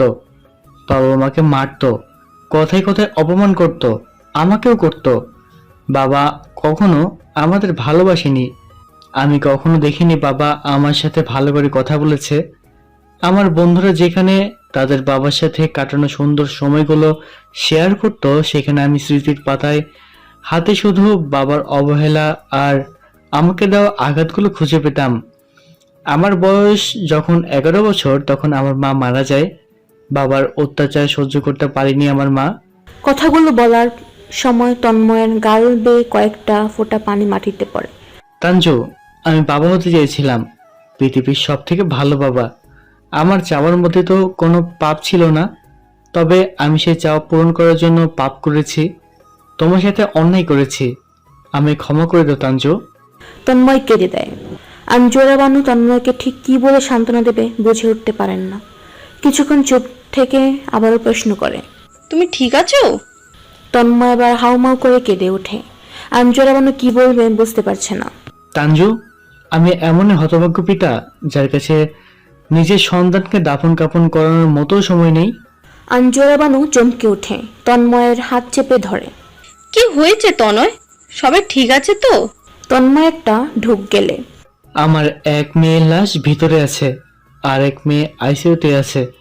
বাঁচবে কিনা তা ঠিক নেই। মারিয়াও আইসিইউতে আছে, আর আমি। তুমি ঠিক আছো? তাঞ্জু, আমার কাছে বড় জোর 20 থেকে 30 মিনিট সময় আছে। আঞ্জুয়া বানু কিছু বলতে চাইলে তন্ময় তাকে থামিয়ে দেয়। আমি এক হতভাগ্য পিতা যে নিজের হাতে নিজের মেয়ের লাশ বই নিয়ে এসেছি। আমার কাছে সময় নেই আমার মেয়ে দাফন করণের মতো। আমার কি সত্যি এত বড় শাস্তি প্রাপ্য ছিল? আমি তোমায় অভিশাপ দেইনি তনয়। আমি জানি তোমার মন অনেক বড়। পাপ করেছি আমি, শাস্তি তো পেতেই হবে। তোমার কাছে আমার একটাই অনুরোধ, আমি মারা যাওয়ার পর ভিতরে আমার দুধের বাচ্চার লাশটা আছে, ওইটা দাফন কাফনের ব্যবস্থা করিও। আর আমার ছোট মেয়েটা যদি অনাথ হয়ে যায় তাকে কোনো অনাথ আশ্রমে দিয়ে দিও। আর কিছু চাইবো না আমি। আমার সন্তান লালন পালন করার দাবি আমি তোমার কাছে রাখবো না, সেটা রাখার মতো যোগ্যতাও আমার নেই। আঞ্জুয়া বানু তন্ময়কে জড়িয়ে ধরে। প্রচন্ড রেগে চোখ দিয়ে পানি পড়ছে। যেই মানুষটার সুখের জন্য সে সর্বস্ব ত্যাগ করতে রাজি ছিল, আজকে সেই মানুষটার হাতে মাত্র কয়েক মুহূর্ত আছে বেঁচে থাকার জন্য। তন্ময় মারা যায়। সেই যাত্রায় মারিয়া আর তন্ময়ের ছোট মেয়ে তনু বেঁচে যায়। মারিয়া বেঁচে গেলেও জীবনের সবচেয়ে মূল্যবান দুজনকে একসাথে হারিয়ে ফেলেছে সে। এই সুখটাকে না বাঁচতে দেয় না মরতে। সে কারোর সাথে কথা বলে না। এভাবে বেশ কিছুদিন কেটে যায়। তনু এখনো হাসপাতালে ভর্তি। একদিন ঘর থেকে মারিয়া মৃতদেহ উদ্ধার করা হয়। সে আত্মহত্যা করেছে। মারা যাওয়ার আগে মারিয়া শেষবারের মতো কথা বলেছিল। আমায় ক্ষমা করে দিস বুবু, আমার জীবনের সবচেয়ে বড় ভুল ছিল তন্ময়, কিন্তু আমি সেই ভুলটাকেই খুব ভালোবাসি, এতটাই ভালোবাসি যে আমি তন্ময়কে ছাড়া বাঁচতে পারবো না। আঞ্জুয়া বানু সেই যাত্রাটাকে সেদিন সান্ত্বনা দিলেও মারিয়ার কাছে এইসব সান্ত্বনার কোনো মূল্যই ছিল না। সে তো ঠিক করেই ফেলেছিল যে পৃথিবীতে তন্ময়কে ছাড়া থাকতে হবে, সে পৃথিবীতে সে থাকবে না। আবার একরকম ভাবে স্বামী সন্তানের মৃত্যুর জন্য সে নিজেকেই দায়ী করে। সেদিন সেই তো তন্ময়কে জোর করেছিল তাদের নিয়ে যাওয়ার জন্য। নিজের গোটা পরিবারটাকে হারিয়ে তনু এখন অনাথ। আঞ্জুয়া বানু ভেবে পায় না সে কি করবে। ছোট তনুকে কি তন্ময়ের কথা মতো অনাথ আশ্রমে দিয়ে দেবে নাকি নিজের কাছে রাখবে? আঞ্জুয়া বানু তনয়াকে নিজের কাছে রেখে দেয়, নিজের মেয়ের মতো করে। রূপের বাবা অবশ্য তনুকে রাখতে নারাজ। তনু যেন তার দুই চোখের বিষ। সেই ছোট্ট তনুকে বাড়ি ছাড়া করতে তিনি কোনো পরিকল্পনা বাদ রাখেননি। বোনের সংসার ভাঙার একমাত্র কারণ তো এই তনুই। তবে আঞ্জুয়া বানুর নাছরবান্দা তনুকে তিনি নিজের কাছেই রাখবেন, তাতে যে যা বলার বলুক। তনু ছোটবেলা থেকেই বেশ অসুস্থ ছিল। অ্যাক্সিডেন্টের কারণে তার শরীর বেশ কিছু কমপ্লিকেশন দেখা দেয়। আঞ্জুয়া বানু তনুকে নিজের সন্তানের পরিচয় দিলেও সন্তান সমতুল্য ভালোবাসা কখনো দিতে পারেননি। তনুকে দেখলে তার তন্ময়ের কথা মনে পড়ত, আবার মনে পড়ত মারিয়ার করা বিশ্বাসঘাতকতার কথা। কিন্তু দিন শেষে তিনি তনুর মা। জন্ম না দিলেও তনুর প্রতি সমস্ত দায়িত্ব তিনি একা পালন করেছেন। তনুকে তিনি ভালোবাসেন। তনুর জন্য তার মনে সেই ভালোবাসা জায়গাটা বড়ই গভীর। তনু তন্ময়ের একমাত্র স্মৃতি, যেটা তিনি বহন করছেন। আঞ্জুয়া বানু নিজেকে সামলে নেয়, চোখ মুখ শক্ত করে নিচে নেমে আসে। রূপ সেখানেই বসা ছিল। মেয়ে পক্ষ এখনো আসেনি। রূপ মামনিকে দেখে জড়িয়ে ধরে। আমায় ক্ষমা করো মামনি। তুমি যা করেছো ভেবে করেছো? জানি না। কথাটা আগে জানাওনি কেন? আজকে আমাদের সম্মান কোথায় দাঁড়াবে? জানি না। তাহলে কি জানো? শুধু জানি আমি তনুকে ভালোবাসি। ভালোবাসার রং বদলায় রূপ। আমি বদলাবো না। তুমি তনুর ব্যাপারে কতটুকু জানো? যতটুকু জানলে তনুর সাথে সারা জীবন থাকতে পারবো ততটুকু। কিছুই জানো না তুমি। সময় আসলে সব জেনে তুমি বদলাবে রূপ। জীবনে কমপ্লিকেশন কেউ জানে না। আঞ্জুয়া বানু আর কথা বাড়ায় না। আপাতত পরিবারের সম্মান রক্ষা করতে হবে। আঞ্জুয়া বানু ফোন করে মেয়ে পক্ষকে। তারা কত দূর আছেন জানা দরকার। বিয়ের আয়োজনটা বন্ধ করতে হবে। তিনি ফোন করে মেয়ে পক্ষকে। কিন্তু ওইদিকে ঘটছে আরেক কাণ্ড। মেয়ে নাকি পালিয়েছে বাড়ি থেকে। কথাটা শুনে তিনি অবশ্য একটু খুশি হন, মুখ রক্ষা তো হয়েছে। এদিকে বাড়ির সবাই তো অবাক। রূপ সেজে গুজে বাড়ি থেকে বেরিয়ে যায়। রূপের বেরোনোর সময় তনু রূপকে জিজ্ঞেস করে, কই যাও, আমার সতীন তো পালালো। রূপ হেসে উত্তর দেয়, তোর হবু সতীনের বিয়ে দিতে যাচ্ছি। বিয়ে মানে? বিয়ে মানে বিয়ে। তোর নিজেরও তো এক্সপেরিয়েন্স আছে, তাও এত মানে করিস কেন? আমি যাব। রিসেপশনে তোকে নিয়ে যাব, বিয়েতে না। কাল রিসেপশনে? কার আবার অন্তরের আর তোর না হওয়া সতীনের? না হওয়া সতীন মানে? আর এখানে অন্তর ভাইয়া আসলো কই থেকে? রূপ একটু সিরিয়াস মুখ করে উত্তর দেয়, তনু আমি মামনিকে বিয়ের কথা বলে দিয়েছি। তোকে মামনি যদি তোকে এমন কিছু বলে যেটা তোর মানতে কষ্ট হচ্ছে ভেঙে পড়বি না তনু, আমি সবসময় তোর সাথে আছি। যেও না তুমি, মা বকবে আমায়। আমি অন্তরকে কথা দিয়েছি, আমি তাড়াতাড়ি ফিরবো, ভয় পাস না তনু, আমি সব জানি। কি জানো?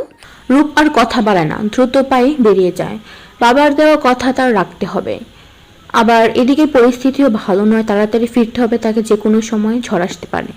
রূপ রাতে বাড়ি ফেরা মাত্র রূপের মা তাকে জানায় আঞ্জুরা বানু তার জন্য অপেক্ষা করছে। রূপ তার মাকে প্রশ্ন করে, মা, আমার কাজে কি তুমি কষ্ট পেয়েছো?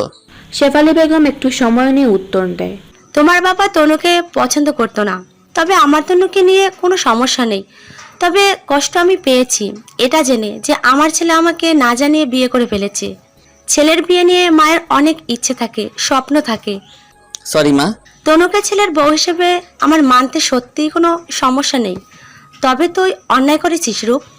এভাবে কাউকে না জানিয়ে বিয়ে করে ফেলা ঠিক হয়নি। রূপ মাকে জড়িয়ে ধরে। সরি মা, আসলে মামুনিকে যে কিছুতেই রাজি করাতে পারছিলাম না, প্লিজ তুমি কষ্ট পেও না। শেফালি বেগম রূপের গালে মুখে হাতে বুলিয়ে আদর করে দেয়। রূপ আবার গুটিসুটি পায়ে মামুনির কাছে যায়। আঞ্জুরা বানু রূপকে কাছে ডেকে বসিয়ে দেয়। কোথায় ছিলি বাবা? একটু কাজ ছিল। তুমি আমার উপর রেগে আছো মামুনি? জানি না, তুমি কি জানো তনু আমার নিজের মেয়ে না? রূপ মাথা নিচু করে আছে।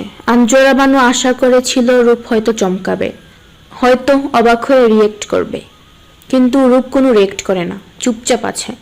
আঞ্জুরা বানু রূপকে কাছে ডাকে, আমার কাছে বসো, কথা আছে। তনু আমার মেয়ে না রূপ। আমার জীবনে ভালোবাসা দিয়ে এক্সপিরিয়েন্স অনেক ভয়ঙ্কর। আমি ভালোবাসা ভয় পাই। তুমি হয়তো আমাকে তনুর খারাপ মা হিসেবে জানো, কিন্তু দিন শেষে আমি তনুরই মা। আমি জানি। কিছু জানো না তুমি। তনু আমার সতীনের মেয়ে। তোমার বাবা কখনো তনুকে চায়নি। আজ যদি তোমার বাবা বেঁচে থাকতো তাহলে কি করতো জানো? তনুকে হয়তো মেরেই ফেলতো। আমিও মরে যেতাম। কি সব বলো রূপ, তোমার কি মনে হয় না তুমি তোমার বাবার ইচ্ছেকে, পছন্দ অপছন্দকে অপমান করছো? রূপ একটা লম্বা নিঃশ্বাস নেয়। মামুনি, তোমার জীবনে যা কিছু হয়েছে তাতে তনুর কি দোষ? তুমি জানো না রূপ? জানি, শুরু থেকে শেষ অবধি জানি, আর হয়তো জানি বলেই তনুর প্রতি আমার এমন মায়া কাজ করে। ও, তাহলে সবই দয়া মায়া সিম্পাথি?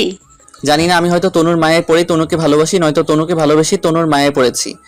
আঞ্জুরা বানু রূপকে ঠিক কি বলবে বুঝে উঠতে পারছেন না।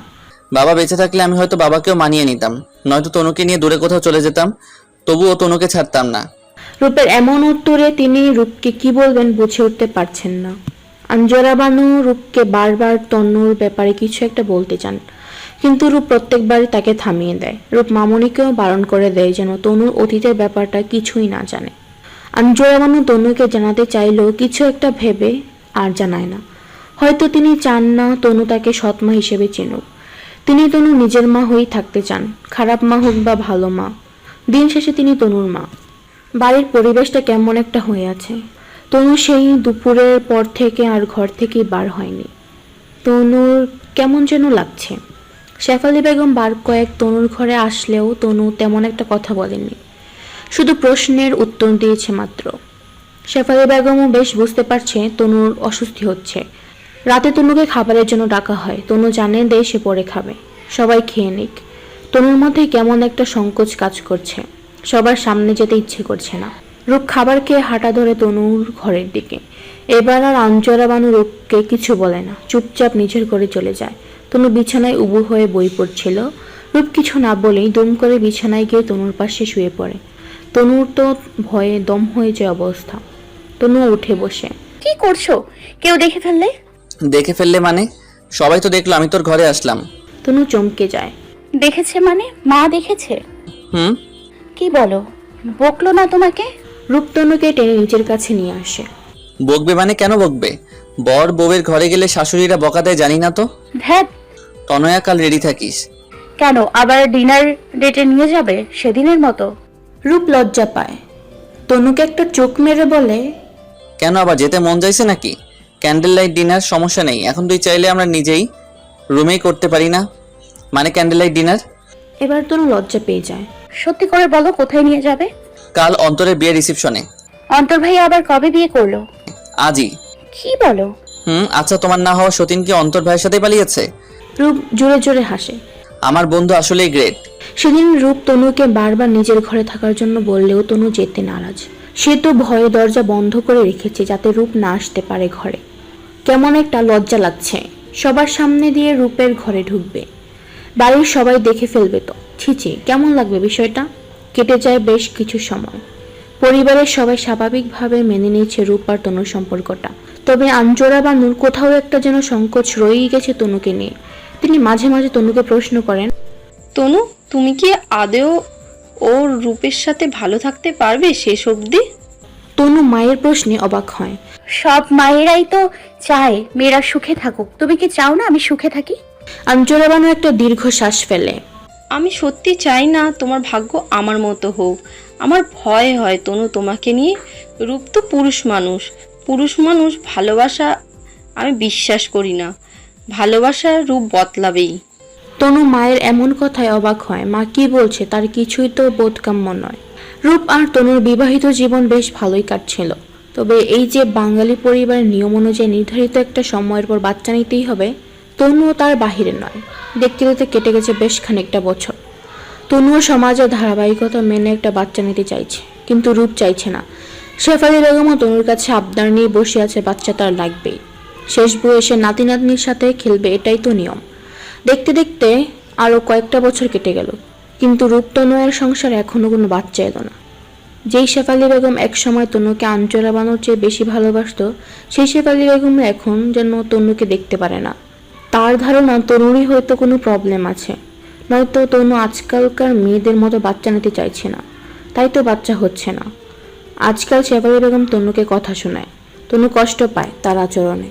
তবে এখন তো শেফালি বেগম তার শাশুড়ি, একটু বকলি দোষ কি? আঞ্জোরা বানু শুধু দেখতে থাকে। সে তো এই দিনই ভয় পাচ্ছিল, তাহলে কি তনুর ভাগ্যও তার মতোই হবে? কিন্তু কোনো কিছু কি সত্যিই করার নেই? আঞ্জোরা বানু নিজের বেলায় কিছু করতে পারেননি। তবে এখন প্রশ্নটা তার মেয়েকে নিয়ে। রূপকে ডেকে পাঠানো হয়। রূপ মামনির ঘরে আসে। কিছু বলবে মামনি? রূপ, তোমার মা বাচ্চা নিতে বলেছে। বলছে তো। এই বিষয়ে তোমার কি মতামত? সন্তান আল্লাহর দান, মামনি যখন হবার হবে, তুমি এত চিন্তা করো না। আঞ্জোরা বানুর চোখ ছলছল করছে। তাদের কথার মাঝে আগমন ঘটে শেফালি বেগমের। তিনি কথায় মাঝে ফোড়ন কেটে বলে ওঠেন, আল্লাহর দান ঠিকই আছে, তবে স্বামী স্ত্রীর মধ্যে যদি কারো কোনো সমস্যা থাকে তাহলে কি করে সন্তান হবে শুনি? তনুকে ডাক্তার দেখা। আমি 2 দিন পর মরে যাব। নাতি নাতনির মুখ না দেখেই কি আমাকে মরতে হবে? আঞ্জোরা বানু অসহায় দৃষ্টিতে তাকিয়ে আছে রূপের দিকে। রূপ মায়ের কথায় অবাক হয়। মা, তুমি না তনুকে ভালোবাসো? বাসি, তবে তনুর চেয়ে বেশি জরুরি আমার বংশের প্রদীপ। কালই তনুকে ডাক্তারের কাছে নিয়ে যাও, যা করার করো, একটা বাচ্চা চাই ব্যাস। মা, এসব কেন বলছো? তোদের পরে শ্রেয়ার বিয়ে হয়ে এখন তার 2টা বাচ্চা হয়ে গেল, অথচ তোদের কোল এখনো খালি। আমি কিছু জানি না রূপ। কথাগুলো বলে তিনি ঘর থেকে বেরিয়ে যান। আঞ্জোরা বানু কাঁদছে। তবে কি মেয়ের সংসারটাও তার মতোই করেই ভেঙে যাবে? রূপ মামনির দিকে তাকায়। কি হয়েছে মামনি, চিন্তা করছো কেন? আমার তোমার কিছু বলার আছে রূপ। কাল আমি তনুকে নিয়ে যাব ডাক্তারের কাছে, তুমি চিন্তা করো না। ঘুমিয়ে পড়ো মামনি। রূপ আঞ্জোরা বানুর কথা না শুনেই নিজের ঘরে চলে আসে। ঘরে তনু বসে বসে কান্না করছে। রূপ তনুর কাছে যায়। তনু আড়াল থেকে শেফালি বেগমের কথা শুনে ফেলেছে। কষ্ট পেয়েছো তো নয়া? আচ্ছা ধরো আমার সত্যিই কোনো প্রবলেম থাকলো, তখন তুমি কি আবার বিয়ে করবে নাকি? রূপ হাসে। আচ্ছা ধরো প্রবলেমটা আমারই হলো, তুই কি আবার বিয়ে করার প্ল্যান করে বসে আছিস নাকি? দেখ, আমি কিন্তু আমার বউয়ের বিয়ে দেখতে পারবো না বলে দিলাম। তনুও হেসে দেয়। তনু বাচ্চা কাচ্চা একটা পরিবারের সবচেয়ে মূল্যবান সম্পদ। তুই চিন্তা করিস না, তনুর ভয় করতে থাক। আজকাল শেফালি বেগম তনুর সাথে বেশ খারাপ ব্যবহার করে। ব্যাপারটা আঞ্জোরা বানুরও চোখে লাগছে খুব। আঞ্জোরা বানু নিজেকে সামলাতে না পেরে একদিন বলেই বসে, তনুর সাথে এভাবে কথা বলো না ভাবি। তুমি তো ওকে ছোটবেলা থেকে মানুষ করেছো। একবার ওর মুখের দিকে তাকাও তো, কতটা কষ্ট পায় ও তোমার ব্যবহারে। শেফালি বেগম কিছুটা হকচকিয়ে বলে ওঠে, তুমি কি করে আশা করো আমি তোমার মেয়ের মুখের দিকে তাকিয়ে নাতি নাতনির আশা ভুলে যাব? কিছুক্ষণ থেমে তিনি আবারও নিজ থেকেই বলে ওঠে, আজকাল অনেক চিকিৎসার পদ্ধতি বেরিয়েছে। আল্লাহ দিলে টাকা পয়সাও তো কোনো অভাব নেই। দেখো কি হয়, পরে যদি নাই হয় তখন ভাবা যাবে। না হলে কি করবে ভাবি? শেফালি বেগম আঞ্জোরা বানুকে কোনো উত্তর দেয় না। মায়ের জোরাজুরিতে রূপ বার কয়েক তনুকে নিয়ে ডাক্তারের কাছে যায়। তবে বিষয় যে রূপ তেমন কোনো গুরুত্ব নেই তনু তা বেশ বুঝতে চাইছে। রিপোর্ট থেকে শুরু করে ডাক্তারের সাথে তার করা সম্পূর্ণ কনভারসেশনের কোনো কিছুই সে তনুকে জানায় না। তনু বেশ রেগে আছে রূপের উপর। রূপ বিছানায় হেলনা দিয়ে শুয়ে ফোন চাপছে। রূপকে বার কয়েক ডাকার পরেও তার কোনো রেসপন্স নেই। তনু আরও রেগে যায়, রূপের হাত থেকে ছো মেরে ফোনটা নিয়ে যায়। কি হলো, ফোন নিলি কেন? ডাকছি তো। হুম, কি হুম? শুনছি তো, বল। ডক্টর কি বলেছে? কোন ডাক্তার? কোন ডক্টর মানে? আমাদের বাচ্চা হবে কবে? এত বাচ্চা বাচ্চা করিস কেন? তুই নিজেও তো একটা বাচ্চা। ধ্যাত, বলো না। কিছু না। বলো না। বললাম তো কিছু না। তনু একটু থেমে যায়, আস্তে ধীরে বলে ওঠে, শোনো না, ডক্টর কি আমার কোনো প্রবলেমের কথা বলেছে? আমার জন্য কি? রূপ একটু সিরিয়াস ভঙ্গিতে বলে ওঠে, বলেছে তো। ডাক্তার এটাও বলেছে আমার জন্য নাকি মেয়ে দেখে রেখেছে। আমি রাজি থাকলেই হাসপাতালে বিয়ে দিয়ে দিবে। মেয়ে কিন্তু তোমার চেয়ে সুন্দরী। তুমি দেখেছো? না, ডাক্তার বলল। আমি তাহলে কম সুন্দরী, তাই না? তনু রূপের দিকে তাকিয়ে আছে। রূপ হো হো করে হেসে ওঠে। তনু কেঁদে দেয়। রূপ তনুকে জড়িয়ে ধরছে। আজকাল মা তোমাকে খুব কথা শোনায়, তাই না তনয়া? বাদ দাও, আমি কিছু মনে করি না। হাজার হোক শাশুড়ি বলে কথা। কষ্ট পায় না তনু, আমি আছি তো। তুমি আছো বলেই তো আমি আছি। রূপের নানু আপু বেড়াতে এসেছেন, কিছুদিন এ বাড়িতে থাকবেন। তনুকে তিনি অবশ্য আগে থেকেই চিনেন। রূপের আম্মু যখন বাবার বাড়ি যেত তনুকেও সাথে নিয়ে যেত। তনুকে তিনি আদর করেন। রূপ আর তনুকে দোয়া দেন। রূপ তনুকে কাছে ডেকে বসিয়ে নেন। কি রে বাবা, বাচ্চা কবে নিবা? আমার দিন তো ফুরা এলো, নাতির মুখ দেখছি, এখন পুতির মুখ না দেখলে হয়? তনু চূড়ার মতো মাথা নিচু করে নেয়। তিনি আবারও প্রশ্ন করেন, তোমরা কোনো পদ্ধতি করে রাখছো নাকি? বউয়ের কোনো সমস্যা আছে? রূপ হাসতে হাসতে উত্তর দেয়, নানু আপু, সমস্যা তো আমারও থাকতে পারে, শুধু ওরে প্রশ্ন করো কেন? নাউজুবিল্লাহ, কি বলো নানা?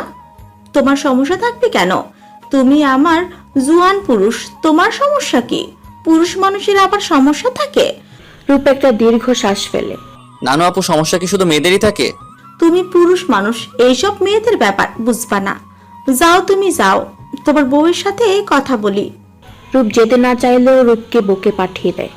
এখন মেয়েদের কথা হবে, মেয়েদের মাঝে তুমি পুরুষ মানুষ, কি করবা? যাও, ঘরে যাও। রূপ উঠে চলে যায়। তনুকে কাছে ডাকে। তনু কাছে যেতেই হাত ধরে বসিয়ে দেয়। বউ, তোমার কি কোনো সমস্যা হয়?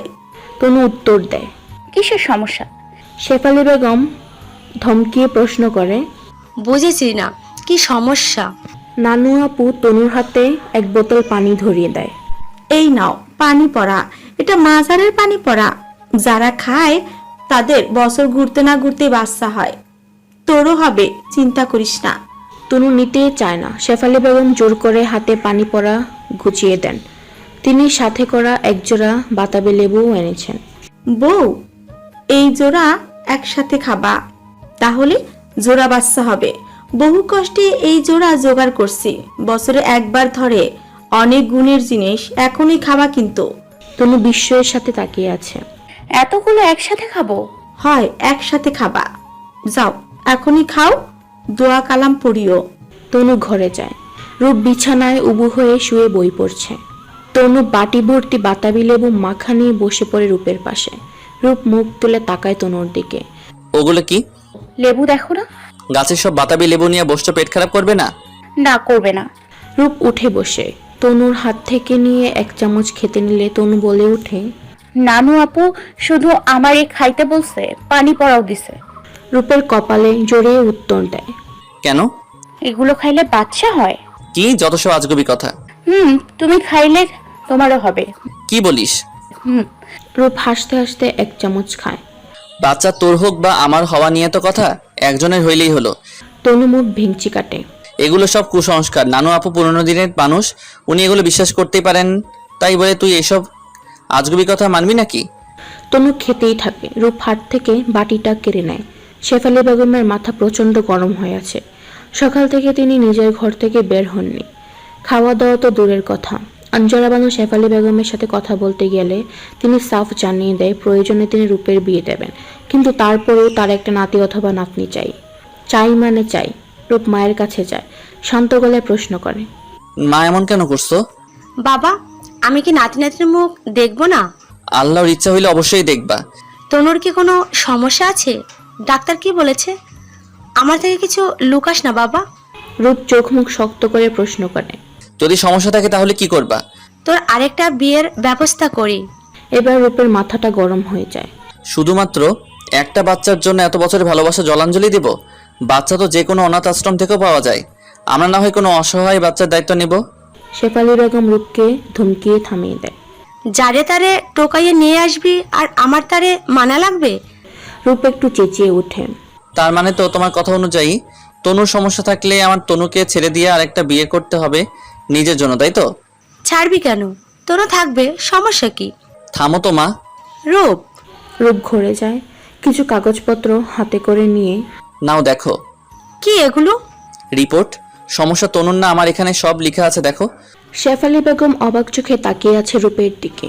তোমার কথা মতো যার সমস্যা আছে তারে ছাইড়া দেওয়া উচিত, তার মানে তনুর উচিত আমার ছাইড়া দেওয়া। মামুনি তনুর জন্য ছেলে দেখো, আমার জন্য শুধু শুধু তনু কেন মাতৃত্বের স্বাদ থেকে বঞ্চিত হবে? তনু এতক্ষণ চুপ ছিল, এবার সব মৌনতা ভেঙে সে কান্না করতে করতে রূপকে জড়িয়ে ধরে। পাগল হয়েছো তুমি? কি সব বলো? তুমি যেমনই হও আমি তোমাকে ভালোবাসি, আর কিছু জানি না আমি। সত্যি বললাম, বলতে চাইনি কারণ নিজেকে ছোট মনে হয়, কিন্তু মা বুঝলো না। তনু আমার সবকিছু মেনে নিয়ে তুই থাকবি আমার সাথে। তনু কান্না করে, চুপ করে থাকে। মৌনতার সম্মতির লক্ষণ। শেফালি বানু কান্না করছে। সে তনুর কাছে ক্ষমা চায়। সত্যি সে বড্ড ভুল করে ফেলেছে। এত কিছুর মাঝে আঞ্জরা বানু কোনো কথা বলছে না, অবাক চোখে তাকিয়ে আছে রূপের দিকে। রূপ যেন জলজান্ত ভালোবাসার প্রমাণ। সবাই যে যার কাজে ব্যস্ত, পরিস্থিতি বেশ স্বাভাবিক হয়ে গিয়েছে। শেফালি বেগম আগের মতোই স্বাভাবিক। তনুর প্রতি তার ভালোবাসা কয়েক গুণ বেড়ে গেছে। রূপ আঞ্জরা বানুর পাশে গিয়ে বসে পড়ে। ডাকছিলে মামুনি? রূপ, প্রত্যেকবারের মতো এবার আর প্রশ্ন করব না তুমি তনুকে ভালোবাসো কিনা, কারণ আমি জানি হয়তো এই পৃথিবীতে তোমার থেকে বেশি কেউ তনুকে ভালোবাসে না। রূপ মামুনের হাত চেপে ধরে। আঞ্জরা বানু একটু দম নিয়ে বলে ওঠে, আমি জানি প্রবলেম তোমার নয়, তনুর মধ্যে আছে। তনুর কমপ্লিকেশনের জন্য আমি দায়ী। সেদিন অ্যাক্সিডেন্টের পর ওর প্রপার কেয়ার নিতে পারিনি। I am sorry. ছাড়ো তো মামুনি, সন্তান আল্লাহর দান। আল্লাহর ইচ্ছা হলে হবে আমাদের বাচ্চা। ট্রিটমেন্ট তো চলছেই। এসব কেন করলে বাবা? দেখলে না মার মাথাটা কিভাবে খারাপ হয়ে গিয়েছিল। আমি চাই না আমার তনুকে কেউ অসম্মান করুক। আমি তনু সারা জীবনের সুখের দায়িত্ব নিয়েছি। রূপ বেরিয়ে যায় ঘর থেকে। আঞ্জরা বানু কাঁদছে, তবে এটা কষ্টের কান্না না, সুখের কান্না। সত্যি ভালোবাসা সুন্দর। মনে মনে আঞ্জরা বানুর একটু আফসোসও হয়। ইস, সেদিন যদি তনয় এভাবে পাশে থাকতো তাহলে হয়তো তার জীবনটা অন্যরকম হতো। কিন্তু না, সে তো তার তাসের ঘর তৈরি করেছিল, যেই ঘরে ভালোবাসার অভাব ছিল, সামান্য হাওয়ায় ভেঙে গেছে। তবে তার মেয়েরই ঘর ভালোবাসার অভাব নেই। এটাই তো মা হিসেবে শ্রেষ্ঠ প্রাপ্তি। ভালোবাসা সত্যি সুন্দর, হাজার অপ্রাপ্তির দুঃখেও সুখের। সকাল থেকে রূপকে খুঁজে পাওয়া যাচ্ছে না। সন্ধে হতে চলল, রূপের কোনো পাত্তা নেই। এদিকে ফোনও লাগছে না। তনুর যেন দম বন্ধ হয়ে আসছে চিন্তায়। আচ্ছা, অনুশোচনায় রূপ কিছু করে বসলো না তো? তনু আর কিছু ভাবতে পারছে না। প্রায় সন্ধে নাগাদ রূপের ফোন লাগে। তো রূপ কল রিসিভ করতেই তনু হাউমাউ করে কেঁদে ওঠে। নিয়েছি। কি হয়েছে, কাঁদছিস কেন? কই তুমি? আল্লাহর দোহাই লাগে বাড়ি ফিরে আসো। আমার সত্যি কিছু চাই না, তুমি হলেই হবে। প্লিজ বাড়ি ফিরে আসো, আমার তোমারে নিয়ে আর কোনো অভিযোগ নেই। রূপ মুচকি হাসে উত্তর দেয়, ঠান্ডা গলায় উত্তর দেয়, কাঁদিস না তনয়া, আজ না তোর জন্মদিন। আমি তো তোর জন্য উপহার নিতে আসছি। আর একটু অপেক্ষা কর প্লিজ। তনু কিছু বলতে যাবে তার আগেই রূপ ফোনটা রেখে দেয়। তনু কিছুটা শান্ত হলেও চিন্তামুক্ত হতে পারল না। প্রায় 8টা নাগাদ রূপ বাড়ি ফিরে আসে, সঙ্গে একটা সদ্যজাত বাচ্চা, ফুটফুটে একটা মেয়ে বাবু। তনু দৌড়ে রূপের কাছে যায়। রূপ বাচ্চাটা তনুকে দেখিয়ে বলে, দেখ বাচ্চাটা দেখতে একদম তোর মতো। তনু আঙ্গুল উঁচিয়ে বলে, বাচ্চাটাকে আমাকে মা ডাকবে?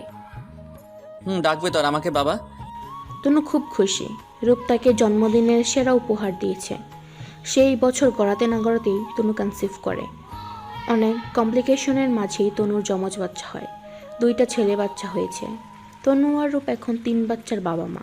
মাঝে মাঝে রূপ মজা করে তনুকে বলে, তনু, নানু আপুকে বলিস এবার যেন তোকে ট্রিপল বাতাবি লেবু খাওয়ায়, তাহলে এবার একটা না 2টা একসাথে 3টা বাচ্চা হবে।